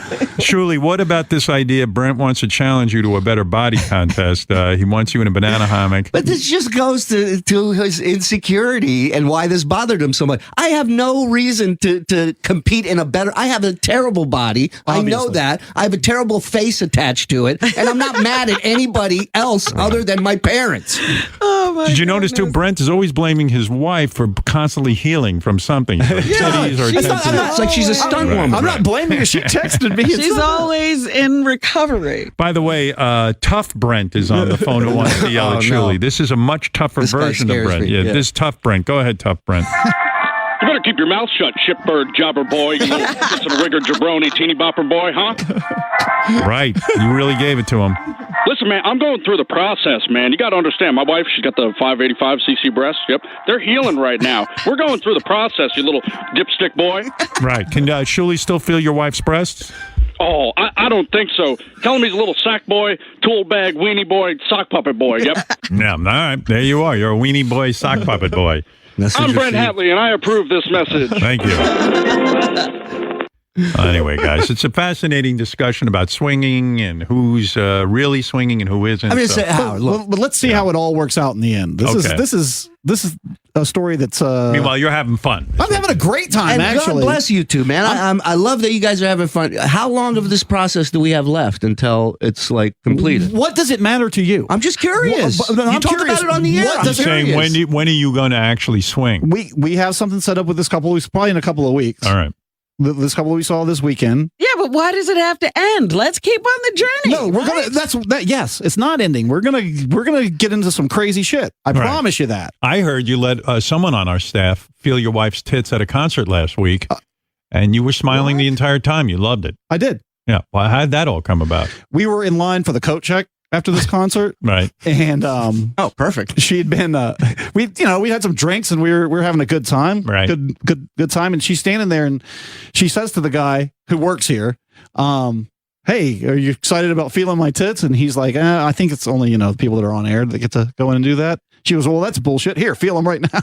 Wow, right there, huh? Yeah, and the people behind us in the coat check line. Were like, what the fuck is I don't want to bust the guy, but I heard it was Jim Meyer. Are they CEO of this company? Oh my I wish it was Jim Meyer. Jim, yeah, he loved it. He loved it. He says thank you. He said they felt very good. He said they felt very, very nice. Yeah. No, it was not Jim. Now, am I on the dead to me list for you, or are we okay? Because you hold grudges like I've never met anybody before. Oh, absolutely. But Shuli did insult you a little bit.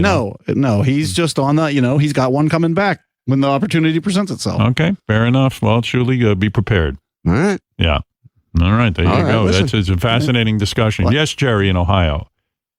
Hey, Howard. Yeah. The funny thing is, Shuli can dish it out, but Shuli can't take it. Climb on him for 20 minutes and watch the venom come out, because this is how Shuli rolls. Shuli is a very sensitive guy. I'll give you that. The fuck does that mean, man? Everybody's sensitive around here. Everyone's a little bit sensitive. Everybody gets a turn. Everybody's been in the crosshairs. You react the way you react. Yeah, but Shuli, you fire back really quick. I mean, that's what I do. You, Shuli, but you do. You got a hair trigger. There you go. So I don't understand something. So you're at a concert, and the staff member says to your wife, "Gee, I don't think I'm allowed to grab your tits." No, my wife started the conversation. Okay. And then what does she do? Like, you're online at the concert where there are people. Does she take her tits out? Come here, Shuli. I'll show you. Exactly. Right, yeah. So she takes his hand and goes, "Here." Over the clothes? Over the clothes. And then she had a bra on. She goes, fuck it. And she lifted her shirt? Put him on under her shirt. Yeah. Wow. I put my hand on his chest. Yes. Oh. He's turned on by that. What the fuck? Don't act like you didn't like it. So right there online at the coat check. Yeah. Take out that titty and let him feel it. Yeah. Wow. It was a heavy metal concert, so like people there are not going to be offended. Everybody's grabbing tits. Yeah. It's. I love that they have a coat check at the heavy metal concert. Yeah. Well, it's hot inside the venue, man. When I go to a concert, I don't check anything, man. I just kind of like deal, because I know when I want to get out, I want to get out. Leave. Like you just wear that hot coat. Yeah, right. Yeah, I wear my hot coat. I don't care. I like being warm. Yeah. Does it have to be, when it comes to sweat, can I just ask, does it have to be another couple? Can it be another chick, like you and two chicks? Yep. Why don't you push that a little more? It can be like she's the one pushing that. Yeah, she's driving the train. She's again, what's the issue? The woman is driving. She's instigating all of this. She wants this just as badly, if not more than you, correct? Correct. So where's the disconnect? When she is comfortable. That's the thing. But she's the one who wants it. You So don't how is she not understand, comfortable? Julie. What doesn't he understand? She's been having tattoos She's and breast implants. constantly healing. She had a tattoo on her back that was half done that had to be finished. It was pretty intricate. So she had 2 more sessions for there. Then she got her tits done because that had to be it had to be You done. guys don't even have time to swing. You're busy. That had to be done. A lot going on. And now she's almost healed and we're starting to get back into it. All right. And next week she's going to sprain her ankle. And then the week after that, grease fire. Right. Grease fire in the house. Yes. The staffer that touched Mrs. Brent's boobs insists that the boobs were fully out at the concert. Wow. Yeah. Oh, she went top down? She pulled up her top. Like this. Wow. Like on her here. Oh, she's awesome. Party, man. She's a party, that woman. Yeah, get her out and she's fired up. Have some drinks and some weed and get a concert or dancing. and then we're off to the party. Yeah. Then we're not swinging. Just make out and it And you ends. start hearing this sound. Yeah, that is weird. That's what Shuli's point is. He just doesn't understand why it always... But he's not understanding English because I keep saying she is healing. She can't do it. Like she Is she always healing? Yeah, it's been 8 months. How long have you been married? We haven't been doing this since the day we got married, Robin. Okay. I'm just asking. Don't get defensive with me. Her immune system's okay, though, right? Because she's healing for a long time. Look, when you get new tits put in, it takes a while. I know. You I have to new tell tits. me. All right. Yeah, you already got tits. You don't need them. No, I was just going to say that burn victims heal quicker. This healing has been going on forever. Well, they don't complain as much. Brent walks in the room. All of a sudden, everybody's healing. Yeah, right. We got to cut this party short. Everyone's healing. I rolled my ankle. I need some ice. We can't swing. Well, you listen. At some point, you'll all be eating crow one of these days. We're just having fun with I'm waiting. you. Okay. All right, take it easy. Prove us all wrong. Yeah. Well, I'm looking forward to the better body contest. Oh yeah. Oh yeah. You know, Shuli, you're standing in front of the poster of my new book. How dare you? No, I'm saying with my head of hair against Shuli's head. It looks you think it's like Shuli has hair? It looks like Shuli has hair. It's not a bad look for you, I'll be honest. That hasn't been since '79. Boys, it's unbelievable. All right, listen, I just want to know what was going on. Yeah, we're all good. All right, good. All right, cool. All right, there goes the guys. Hey, I was just talking to Gary. You got to hear this. How many girls do you think? Okay, how many contestants are there, first of all, in the Miss USA pageant? 51. 51? Mm-hmm.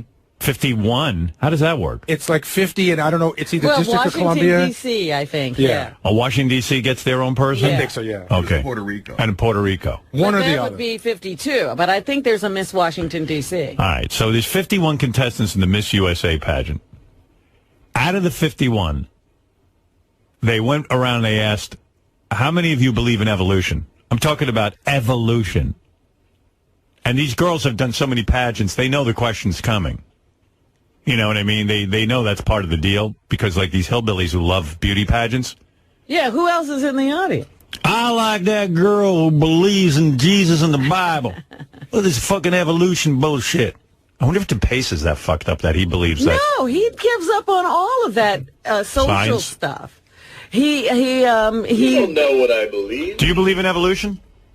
I do, but I believe it's God is behind it. God is behind evolution. I just don't believe that. Fuck, where were you raised? Where are you from? Don't worry about it. I've got Just faith. asking, I where are you believe in from? God. Delaware. Delaware's like So almost what, like you an atheist now? Delaware's like Mississippi. Parts of it are rural. Yeah. Look here. This evolution is. How do you know man come from an ape? Well, when did God give? I just find it hard to believe that all this is just by chance. That's it. That's not what evolution's about. When did God? Yes, what it did is. he do? It's by What did chance. he do? And that has something to do with evolution. You don't think we come from like evolution from lower life forms that evolved and learned to adapt Do to I their believe society? that we came from a single cell, an amoeba sitting Yes, there? exactly. No, I'm I asking find it you. all hard to believe. You find that hard to believe? Yes. Wow. You think what? Like man just appeared on the planet with everything else? I believe that I don't know. But my suspicion is that You can't God trust is that behind science all has the figured this change. out? Then when do you believe in evolution? Listen, at the end of the day, it doesn't You mean to change tell my me life it's either way, easier? so I don't It's care. easier for you to believe that a big man in the sky who lives up in the sky, man, listen a to big you. man. Look, So what, just say you're an atheist. do then, you think Howard. God is a man or a woman? It's What do you think? Okay, neither. So he has no dick or balls or vagina. Exactly. Where Okay. did he get this design for Adam? Do you think he's white? Neither. Be honest. He's You Republican on the left. there isn't a bone in your body clear. that believes God is I black. know it's hard for you non-believers to Do you think he's understand. straight? Do you think he's into girls? I'm being serious. There is no sex. But I don't you believe that since most religious people believe that God believes a man and a woman should only be together, do you believe God is into girls? There's no such thing then. I want to know how far the fairy tale goes for you. The big man in the sky who's going to protect you and save you when you die.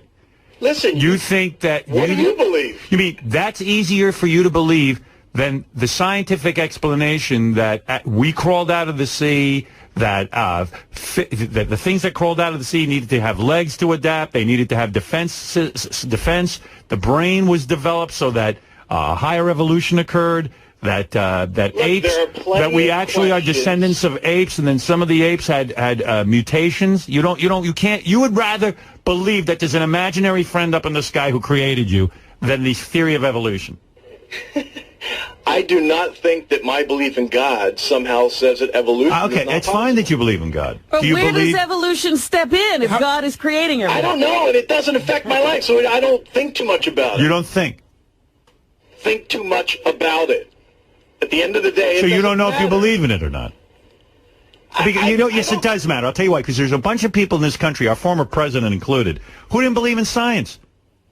They don't believe in science. Not true. I don't want gene therapies. I don't want embryonic research. Oh, you're killing babies. Killing babies. There's no baby. A baby is formed when a sperm. Are you fucking insane? There's a baby? Yeah. It's With a embryonic. fucking baby. I saw the That's a ultrasound. baby. I see hands. I see a heart. I see lungs. Oh It's a my baby. fucking! At some point. What I don't know where the it fuck begins, is? What but at happened some to you, point. you maniac?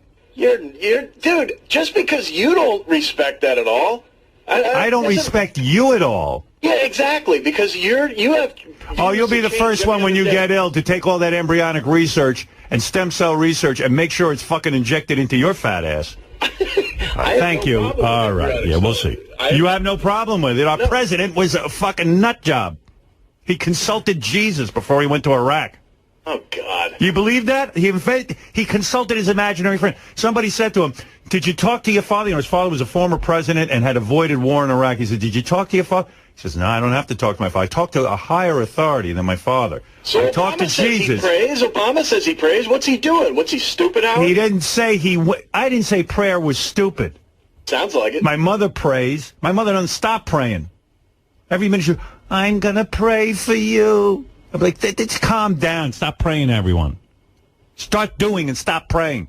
Everyone with the praying. Maybe a little less praying and a little more science. Maybe a little less praying to the imaginary friend in the sky and a little less war. Didn't you say... Imagine this fucking guy prayed to maybe he prayed to an attack rabbit or Santa Claus. He prayed rather than talk to a human being, talk to his father who might have said to him, listen, son, there's a reason I didn't take Saddam Hussein out of power. And there are no weapons of mass destruction. You can't fucking fool the American people. You can't lie to them. And I'm sure that Jesus, who was a peacemaker, said go to war. Don't you think the Jesus that George Bush spoke to was George Bush speaking to himself in his head? Bush, here's a voice. It's his. Scott, let me ask you something. When George Bush says that he spoke to Jesus about this, do you think he spoke to Jesus, or do you think that it was a voice in his own head that he spoke to? Howard, I don't know. I want to know what you think. No, I think you're making What do you think? You're making a bigger thing of that. What do you think? Do you think George Bush spoke to Jesus? Do I think he sat there and said, I don't know what to do, and he prayed, and all of a sudden he goes, oh, Jesus just told me? Right. No. Well, that's what he's claiming he did. That's your... That's what he's claiming. No, that's what he's claiming he did. He said, I spoke to Jesus instead of my father. Don't you really deep down inside believe when he spoke to Jesus, he was actually speaking to himself? Or do you really believe he contacted Jesus? And I believe he made the right decision anyway. So, all right. Going to war in Iraq was the right decision. Yes, with what we knew. We did not have... We knew what we knew, but the president knew better. He did not lie. He did what was... He should be up on charges for what he did. Oh, crap. For every boy that died over there, he lied to us. He knew there were no weapons of mass destruction. You're the most logical Read a person I fucking know, book. And then you have What, are you kidding me? You think George Bush didn't lie to us? They're worried about Wiener. Wiener, I don't care about. Fucking George Bush fucking lied to us, you maniac. You're nuts. Why? So why was And so did Colin Powell, and so did that maniac Dick Cheney. So he lied to us just to have fun? No, he had an agenda. He's in the oil business. Oh, my God. He wanted Saddam Hussein out of there so we could control the oil. Plain and simple. How'd that work out? Do you know how many fucking countries there are in this world right now that have worse atrocities than what Saddam Hussein has done, who have threatened the United States of America, and we don't go and invade? Why do you think he picked that one? Why? Use your fucking head. Oil. That's crazy. Get out of my show. You're nuts. There's a gnat in here. Oh, my God. I can't believe you tapped a new vein. Oh, what a vein. My God. Like to tap him right in his vein. Anyway, getting back to it. So how many of these Miss America types, Miss USA pageant, how many of them do you think believe in evolution? Well, after his cut, it had to be 0%. The way they put it was how many of them were unequivocally willing to say, I believe in evolution, meaning a lot of them would avoid the question. Right. A lot of them would say, well, there's two schools of thought. But how many were willing to say flat out, I unequivocally believe in evolution? Oh. All right, I'm going to say there might have been 3. No, I'm going to say... Oh, believe in evolution. Unequivocally, like I said. I'll say there were 3 out of 51 because these girls are all fucking retards. I'm going to go 2. All right. Robin wins. Wow. 2. Do you believe? Let me say something, ladies and gentlemen. Well, look who we're talking about. Yeah, and Scott, cover your ears. No. All right. Well, the idea. Even I know it's a beauty pageant. These girls have. This is the soil that raised Sarah Palin. You should be very afraid that we live in a country where 51 women, I don't care if they're in a beauty pageant, that 51 women who graduated high school, I'm assuming they're high school grads, who probably are in college, yeah, but they're not don't believe in evolution. They can only find 3 women who believe in evolution. 2. Robin won. 2. I don't even believe what you tell me. Where's the page where the... I think it's Gary Page... help me out here. It's either 1 or 2. All right, maybe it's 2. It's 2. All right, here's a couple of the girls giving their views on evolution. All right. This is mind-blowing. I honestly don't think you can ever have too much knowledge on any subject. That's my personal view. But I do feel that evolution shouldn't be taught in school just because there's so many different views on it. So many different definitions. Like, how do you teach a child the true meaning of evolution when so many different cultures have their different beliefs and scientists have their different theories? Just because somebody believes in make-believe doesn't mean that they shouldn't teach evolution. I mean, this is insane. This is what's going on in this country. How can you make this clear to a child? I'm not clear. All right, that's girl number 1. You hear, she's saying there's so many different views on this topic. Because there's a bunch of idiots out there. We should just change the school system. They don't know any of the other stuff either. All right, here's view number 2. I think evolution should be taught as what it is. It's a theory, so I don't think it should be taught as fact, but I do think our children should know the theories that are involved in different sciences. See, and they're all taught ahead of time before they enter the... Say it's a theory. Yeah, just say, listen, it's just one of many theories. Nothing scientific about it. No, science does base itself on theories, but say it's a theory, it's not a fact. Let me ask you something. Do you think in the schools we should teach that the number 7 comes after the number 6? Don't you think that's a theory? I don't know, there's a lot of different opinions. I mean, there are different opinions. And what if I told you that a lot of people believe 8 comes after 7? I mean, comes after 6. Well, there's so and that many 7 comes different beliefs after 8. Across cultures. Maybe we shouldn't teach numbers. Right. Why? Shouldn't teach science. Maybe we should do away with science because all of science is a theory. Well, you know what, Howard? If you started today and you said that you went on that theory and you started to perpetuate it and talk about it, because you're on the radio, you'd gather a little bit of a following. Right. And before you know it, now there's doubt. And people would say, well, there's a guy that says Here that. we go. Here's another view on evolution. Right. You can make anything true. I think it's necessary that evolution is taught in schools because it is part of our history and the belief.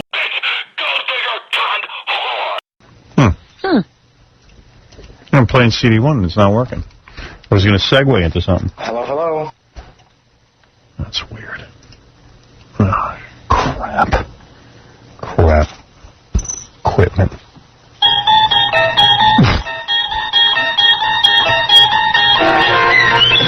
Dad decides. No wonder it's Jay Leno. God's telling me not to play it. When my dad decides to make something, he always calls it a project. Fixing the car is a project. Cleaning the gutters is a project. I'm ready for my next project, he tells me one spring day. This means he has finished the winter car project, even though there's... Who's going to buy this? Jay Leno's a new book being... First of all, when you read to kids, why do you have to talk like a retard? Number one. Number two, you don't have to talk down to them. Well, he doesn't have any kids around him. That's how he talks to the guests on his show. Oh, that's right. Him and Mavis can't have children. I mean, we don't really want to talk about it. I mean, we don't have any kids. I don't really want to. Too selfish. Lot left to do on it. The great thing about work with my dad is he loves taking things apart. He loves to... I think Where are the kids? They're in other people's houses. That's why he's yelling. Yeah, I think if he yells loud enough, it'll seem funnier. No, he must be talking to kids very far away. He just doesn't get around to putting them back together. This summer, we're going to have ourselves the greatest... I'll tell you something. If the FCC has their way with this country, and Congress, and the Senate, and the President, and the religious right, everyone's going to sound like this. That's right. People who know nothing about kids will be reading to them. My dad, everything was a project.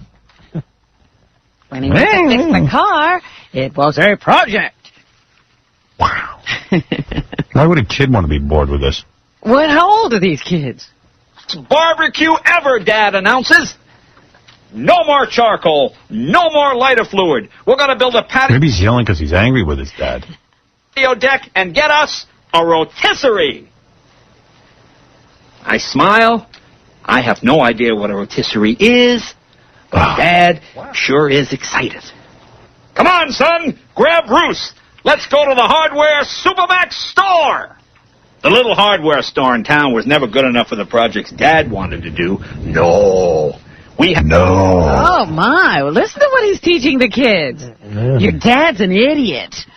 Well, this is Jay trying to relate to the kids. You know, he wants to show that, you know, even he had problems. My dad was an idiot. Your dad's probably an idiot, too. What a sap. What a piece of crap. I gotta rush that book out. No, the little hardware store wasn't okay. Oh, he's such a dick. What a sellout. The poor children are mixed up in his angst. What a sellout. I don't have any problems with the FCC. We do a show. We have no problems. But, you know what? Every once in a while I try to look edgy, so I'll steal something from Howard. Me and Ryan Seacrest, we do it all the time. We clean it up a little bit, and then we put it on. Yeah, and then maybe everyone will think I'm kind of hipper with it. Stupid ass. Ashamed of himself. Roast beef out the window. Have to throw him out a window. Stupid ass. Lame. The whole goddamn country's turning into a bunch of Jay Leno clones. And that's what Congress wants. Please, please. Had to drive 6 I want to listen to this. to a giant superstore, because everything my dad and his side of the family did was big. Even dinner. My dad's side of the family is Italian. Every Sunday, we have 400 pounds of meatballs, half a ton of spaghetti, a swimming pool worth of sauce. Okay, maybe I exaggerate. Oh, he's such a retard. I'm still trying to figure out what age this is geared to. I don't know who wants to hear this. It's geared to retarded people. Yeah, maybe Gary the retard wants to listen. Sellout. My father's side is Italian. A swimming pool. Well, a meatballs. Meatballs. A ton of ass. spaghetti. A swimming pool of sauce. Him and Ryan Seacrest ought to get together. My father's side of the family was Italian. Seacrest, out! And wait a sec. You know, when you do a lot of events around the country, especially charity events, you have, older people, grandparents, families, kids, so you need stories that kind of relate to everybody. And these are always stories that I would tell early in my career on the Letterman show. I'd tell Wow. Must have been awesome. I don't recall those stories. Tonight Show, whatever. And someone from Simon & Schuster called me and said, hey, you ever think of doing a kid's book? And I said, no. Yeah, right. You know this is a lie. People from Simon & Schuster were standing around going, you know what's great? When Jay tells those roast beef stories about his dad and they were Italian and there was a big swimming pool full of meatballs, we got to get that on the paper. You know who's got great stories for kids? Jay Leno. Yeah, that came to them. Oh, I never gave it a thought. And they said, well, these are funny stories you should think about. Yeah, you know, he's got an annoying thing with him. It's like, everything's very casual. Some people got around and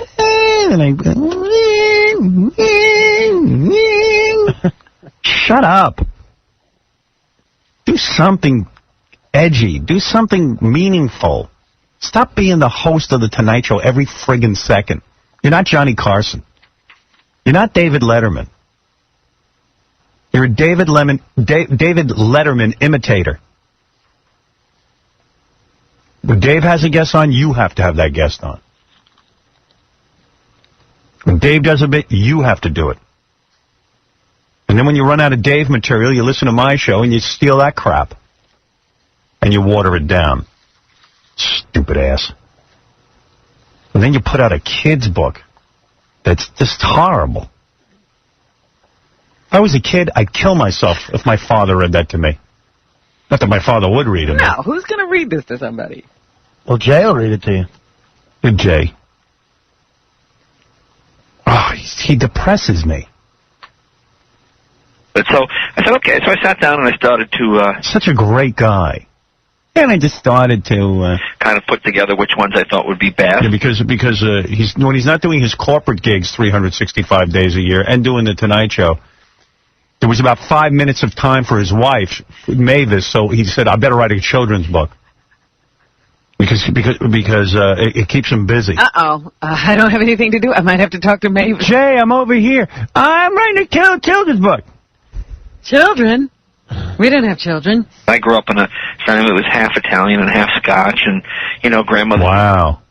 How fascinating. Well, the kids can relate to that. Half Scotch and half Italian. Eddie, what's Italian? And speak English, and there was always a lot of uncles and aunts, and just a lot of noise, just a lot of people yelling, and it was just a funny place to grow up. I know most comedians are supposed to have terrible childhoods, but I had a wonderful childhood. Yeah, sure you did. Sounds it. Who knows what you... Who knows? Yeah, it sounds like you're angry. There were always a lot of people around. There was always somebody making meatballs or spaghetti or something. At any time of the day, there'd always be somebody cooking something. And that's because people eat, Jay. That's why they cook. Oh, they're not cooking at other people's houses. I didn't have that experience. That sounds pretty amazing place to grow up. Strange, people cooking. You mean they cooked? It's a true story. My dad, was an Italian guy who had a temper. Not a mean temper, but he would go, he would just, don't, you just do that, And I remember when I was a kid, my dad would always grab his belt. Like, that's it. And he'd just touch his belt, and we would just run away. I mean, he never hit us, but we always thought he was going to hit us, Wow, my dad hit us. All the kids' book I kind of pick up, and I always have some sappy moral. So, Billy, as you can see, it's wrong to steal. Here's Jay describing why his book is so much better than all those Makes sappy no kid point, books. Right. Yeah, his book's really good. Well, kids know. Well, that's just boring. I mean, his book's the best. I think like those movies he did and all those other outside projects. A little something in it that I think adults will get a kick out of, and it's got my lazy dog Bruce, and I think it shows that there's a lot of love, and it's fun to be surrounded by family and people who care about you without having to hit the kids. Okay, I got that.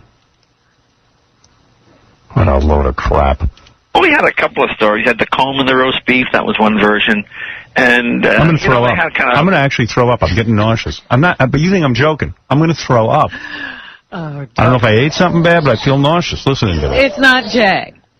people research these things. And It's Jay. We think I might be Listening to Jay is like eating something bad. confusing the comb and the roast beef. I said, all right, what do you want to go with? How about if roast beef could fly? And he said, well, that's not a bad idea. That sounded pretty good because my dad actually throws it. I remember it's a true story. Oh, my. And every minute it's a true story, which means it's not. Right. It's another true story. No, really. I remember. Is it true? Is it? I really do remember this. Well, why do you have to keep it a true story? Because it's not. Sorry, I can just remember the day it happened. My dad just picked it up, said something in Italian, and threw it out the window. And everybody's like, Was she throwing you out the window? Boy, that's a funny story. oh, I was just stunned to watch the roast beef go sailing out the door, and then the dog ripping it apart. Your mom cooked a roast beef and your dad threw it out the window. My dad said something I had a Italian. great childhood. It was great when my dad did that. He said something Italian, threw it out the window. It was so funny. But compared to my mom's side of the family, my dad's side is extravagant. My mom's side of the family is Scottish and thrifty. They like to save everything.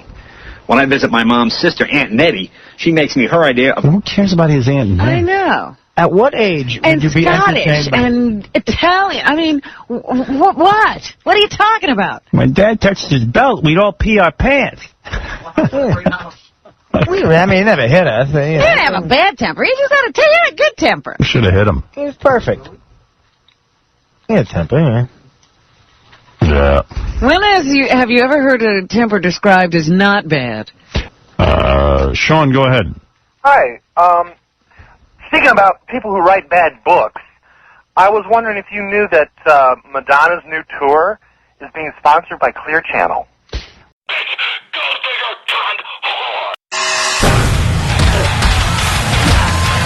Listen, you little son of a bitch. Don't you sit there and argue with me. Hey, you're listening to Fight Week all week long here on Howard 100 and Howard 101 We Rule. There's nothing more fascinating than hearing Howard fight with his listeners. From August 6, 1990, here's Howard mixing it up with an angry caller. Some woman, I think, wants to yell at me on the phone. Oh. I don't know if I have the patience for it today. Well, kick us while we're down. Yeah. You, Hello? Hello? Hello? What's the matter? Is this Howard, sir? Yeah, you're on the air. Okay. I don't know if I have the patience to hear you rant and rave, Well, but... you're not going to hear me rant and rave, but I do have to tell you that I am not a... What did I do wrong now? Tell me. What did I do wrong now? Well... What did I do wrong? It's always something I've done. By some strange accident, my radio station was tuned to yours in the car. How does an accident like that occur? Well, probably my son turned it on, I don't know, but I would never have done it. Well, then whatever happened to you was not our fault. Go yell at your son. Yeah. Yeah, well, when you start making fun of breast cancer, that's really low. All right, now how did I make fun of breast cancer? How? Yeah. You were speaking about Ed McMahon's fiancé. Yeah, and what did I say? Let's hear what I said that disturbs you. How about the little part where you said, see these breasts? Right. Go ahead. Too used to them. Right. That's right. And what was my point of saying that? Why don't you take everything out of context? My point is saying that guys are scum. All they're into is physical beauty. That guy's a scum. That's my point of view. I know guys because I'm a man. When a guy sees a woman's breast removed right away, they don't care about what she's thinking. They care about what she looks like. That was the point of the conversation. Why can't you listen without using... Why can't you use your brains when you listen? Oh, give me a break. No, give me a break. I'm so tired of yentas like you. You always got a cause. You always have some cause. How could you make fun of breast cancer? Who's making fun of breast cancer? You were. Who do you represent? Breast cancer? Oh, come on. Give me a break. Let me tell you something. If you walk up to somebody in a wheelchair, would you make fun of them if they have no legs? That's what you were doing. You think wait a second. I made fun of a woman with breast cancer. That's your perception. Yes. That's all you got out of that conversation. That's all I got. You didn't get anything about how men would dump a woman just because she had breast cancer. No. Stop having accidents in your car with the radio. Keep it on John Gambling. You think I put your station If on? you object to it so much, why didn't you immediately just change the station when you realized what it was? Out because my son is young. He listens to you. It started. How young is your son that he drives a car? Interesting. How young is your son that he drives a car? 17. You don't consider that young? He's 17, and you feel that if he hears this, what will happen to him? Nothing. I don't care. I'm just saying. He tells So you got in the car, let me ask you something, and you turned on the radio, and all of a sudden you heard breast cancer. No, all of a sudden I heard Howard Stern talking, and I said, All right. well, let me just listen to this. All right, let me just listen to this. You said that to yourself. Let me just listen to this. That's right. And then you started to hear something that made you furious. That's right. Exactly. So why didn't you turn it off? You shouldn't have even been around to hear it. Turn it off. What? I did turn it off. You turned it I off. just wanted to see how far you... Oh, you want to see how far I would You go. couldn't turn it off, in other words. So in other words, you couldn't turn it off. No, I wanted to see how low you can get. Huh? And you... Well, then obviously I just reported to the ratings. You surprised me. Yeah, I surprised you. Well, you know what? You're so thick-skulled, and unfortunately you're raising children. That's it. It's an important job, but unfortunately you have to rely on women like you. Let me just tell you something. Yeah, tell me something. You has no right making fun of other people. Look Oh. in the mirror before you start making fun of people. Yeah, right. Because you're the one with the physical handicap, I'll tell you Yeah, that. okay, and let me tell you something, honey. Let me tell you one thing. I have the physical handicap. You've got the mental handicap. No, I don't care how you look. Handicap. The only time I did was when I listened to your radio station. Yeah, well, no one asked you to listen. That's right. That's absolutely And what you should do is check the dial before you tune in. You bet your life. You should check the dial I will. next time. You know, go listen to some vapid program. And you know what? You're not capable. You're not even smart enough to listen to the radio. You're a big moron. Your sense of humor has cancer. You on the air. You don't know how they let me on the air? No. You don't understand how they let me on the air. No, I don't. You don't understand that anyone else in the world has a different sense of humor than you. You're the only one with this sense of humor. Sense of humor, that's a sickness. You are a sick person. I'm a sick person. Yes, you are. You're worried about morality in our society, obviously. You're evidently the purveyor of good taste. No, I'm not worried about morality. And you want to know something? I understand what's on the radio. You do. Yeah, I can comprehend a little bit further than, oh, wait a second, he's talking about breast cancer. He must be making fun of people with breast cancer. Yeah, you were making fun. No, I wasn't. You're absolutely wrong. You certainly were. Well, you're an idiot. Well, you're wrong, Howard. She knows what you were doing. She knows what I was doing. She asked for an explanation of what I was doing. I tell her what I'm doing. It still doesn't help. No, she knows already what you did. You don't. And she couldn't turn off the radio. I did turn off the radio. She couldn't turn off how to see. Now she's lying again. I did turn off the radio, but 2 seconds ago she couldn't turn off the radio because she wanted to see how low I would sing. Now she don't know what she's saying. You're befuddled.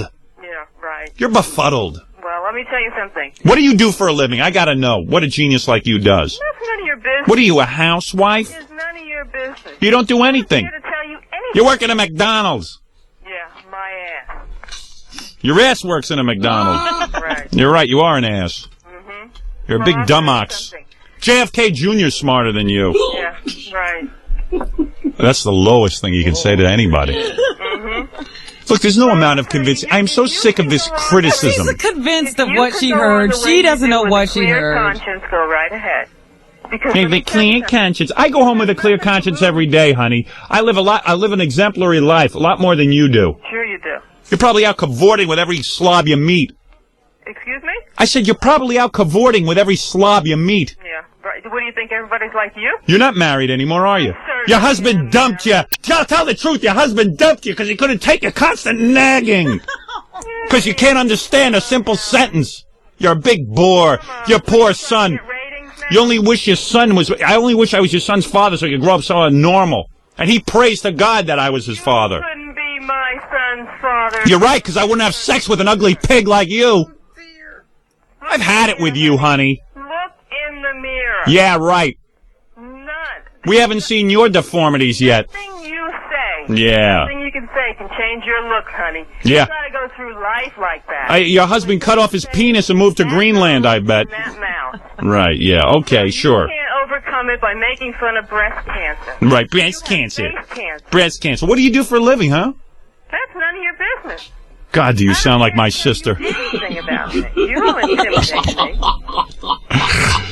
She's such a yenta. Keep looking. Keep looking. Keep looking. Keep looking. Talk about cancer, look at it. Talk about cancer, look at it. That's right, look at it. Look at cancer? Yeah, look in the mirror, you'll see it. Oh, in other words, I have cancer. You're corrupting everybody. All the children. That All the children are being corrupted. I bet you a pig like you is corrupting all the children because the children you raise, Your children should only be half as intelligent as mine and half capable of listening to a radio program and understanding it. At 7 years old, their IQ is higher than yours. Mm-hmm. Sure they are. You can't even follow a sentence, you moron. Mm-hmm. Well, I'm so tired of morons. You're tired of morons. I'm so tired of morons like you. So lame. The way you... What do you think? I know you're holding me on here so you can just buy... I'm not holding. I'm letting you speak your mind. Speak your mind. You're half-wit. I'm speaking. You have no material. You don't have any material. All you do is take phone calls, say what you have to How do you know? I guess you listen a lot. Sit there, laughs at everything you do. How do you know? You must listen a lot. She doesn't listen. She is not. She never listened, but now she knows you laugh. She knows everything about She knows we take phone calls. For someone who doesn't listen, all of a sudden you found a hot wire, didn't you? My son tells me. Oh, your son tells you. That's all he talks about, this show. My son listens to your station. So your son listens to the... Here, all your idiot friends are calling you to compliment you on how good you're doing. No. You're a big star today. You're a big star. Exactly what you do. Yeah, you know what I do. And I'll tell you something. Your son tells you what you do. Is that what you do? You listen to your son? Your son checks out all the media for you have you? something to talk about with your son. You won't be on much. Good thing I filled your empty life with you and your son. Now you got something to talk about. Now you just Ever since Merv Griffin went off the air, our son sits and talks about me. But you're corrupting people. Why would she let her son listen to something that's corrupt? Hey, honey, why don't you tell your son to hang up the other line so we can hear you? I heard somebody else. On the other line, he's not even here. Yeah, okay. You don't know everything. You now. flat-chested You don't moron. know everything. Why don't you go pick your zits in the mirror? Keep looking. Go pick your zits. Go ahead, pick all those whiteheads off your face. Look in the mirror, honey. You big puss. Look in the mirror. Go pick all your whiteheads. Like you, I guess I would sit around trying Go to squeeze. make fun of other people too. Go train your crabs. Mm-hmm. You have a freak show, you freak. Well, You're a freak. I'm so sick of women like you. Sick of women like you. You don't even get it. You just don't get it. You're just not with it. Your arguing is so bad. My son told me that Robin laughs, and my son told me you take a lot of phone calls, and my son told me you do this and you do that. You're rambling. Yeah? Where's your material? You gonna play up on me? Yeah. Where's my material? What are you worried about my material for, honey? We just finished all our breast cancer material. You don't like that. I could buy and sell you with all my bad material, couldn't I? You can pop your zips. That's material. Yeah. Hey, who's your son's father? Or were there too many illegal aliens in your bed to count? Too many illegal aliens you sleep with. They say that in school. Yeah. So, Go spread your legs for that treat you call your husband. yeah, go ahead. Say Go what you ahead. want. Go do it. I can look in the mirror. Yeah, but it breaks. Not scream. I'll tell you that. Yeah, then announce your name on the air. I believe when I heard what was coming out. When you saw what? When you saw what? Yeah. What? You couldn't believe when you saw what? From that face. When you saw my face? Where did you happen to see it? I've seen your When I was signing your autographs? Yeah. Good. Well, Your son's probably out signing autographs right now because his loser old mother is on my show. why don't you do a little something on amputation? Her son described how you look. Huh? Wrap it up. Yeah. Oh, yeah. Her son told her about that too. Something on quadriplegics. That's good. That's always good. Oh, yeah. Is that on your agenda too? Is that what offends you and what doesn't offend you? Give us a list. Give me a list right now so I know for tomorrow's show. You don't make fun of sickness. Let's see. Don't make fun of sickness. Illness. Yeah. Okay? All right. What else? Make fun of anything else you want. Oh, anything else is okay with you? Anything else is okay? Don't make fun of people's illnesses. Or Don't make fun of people's illnesses. That's right. So your perception was today I made fun of an illness, which is breast cancer. Definitely did. All right. Thank you very much for your call. You're welcome. All right. Goodbye, you pig slut. Jesus. Around the world.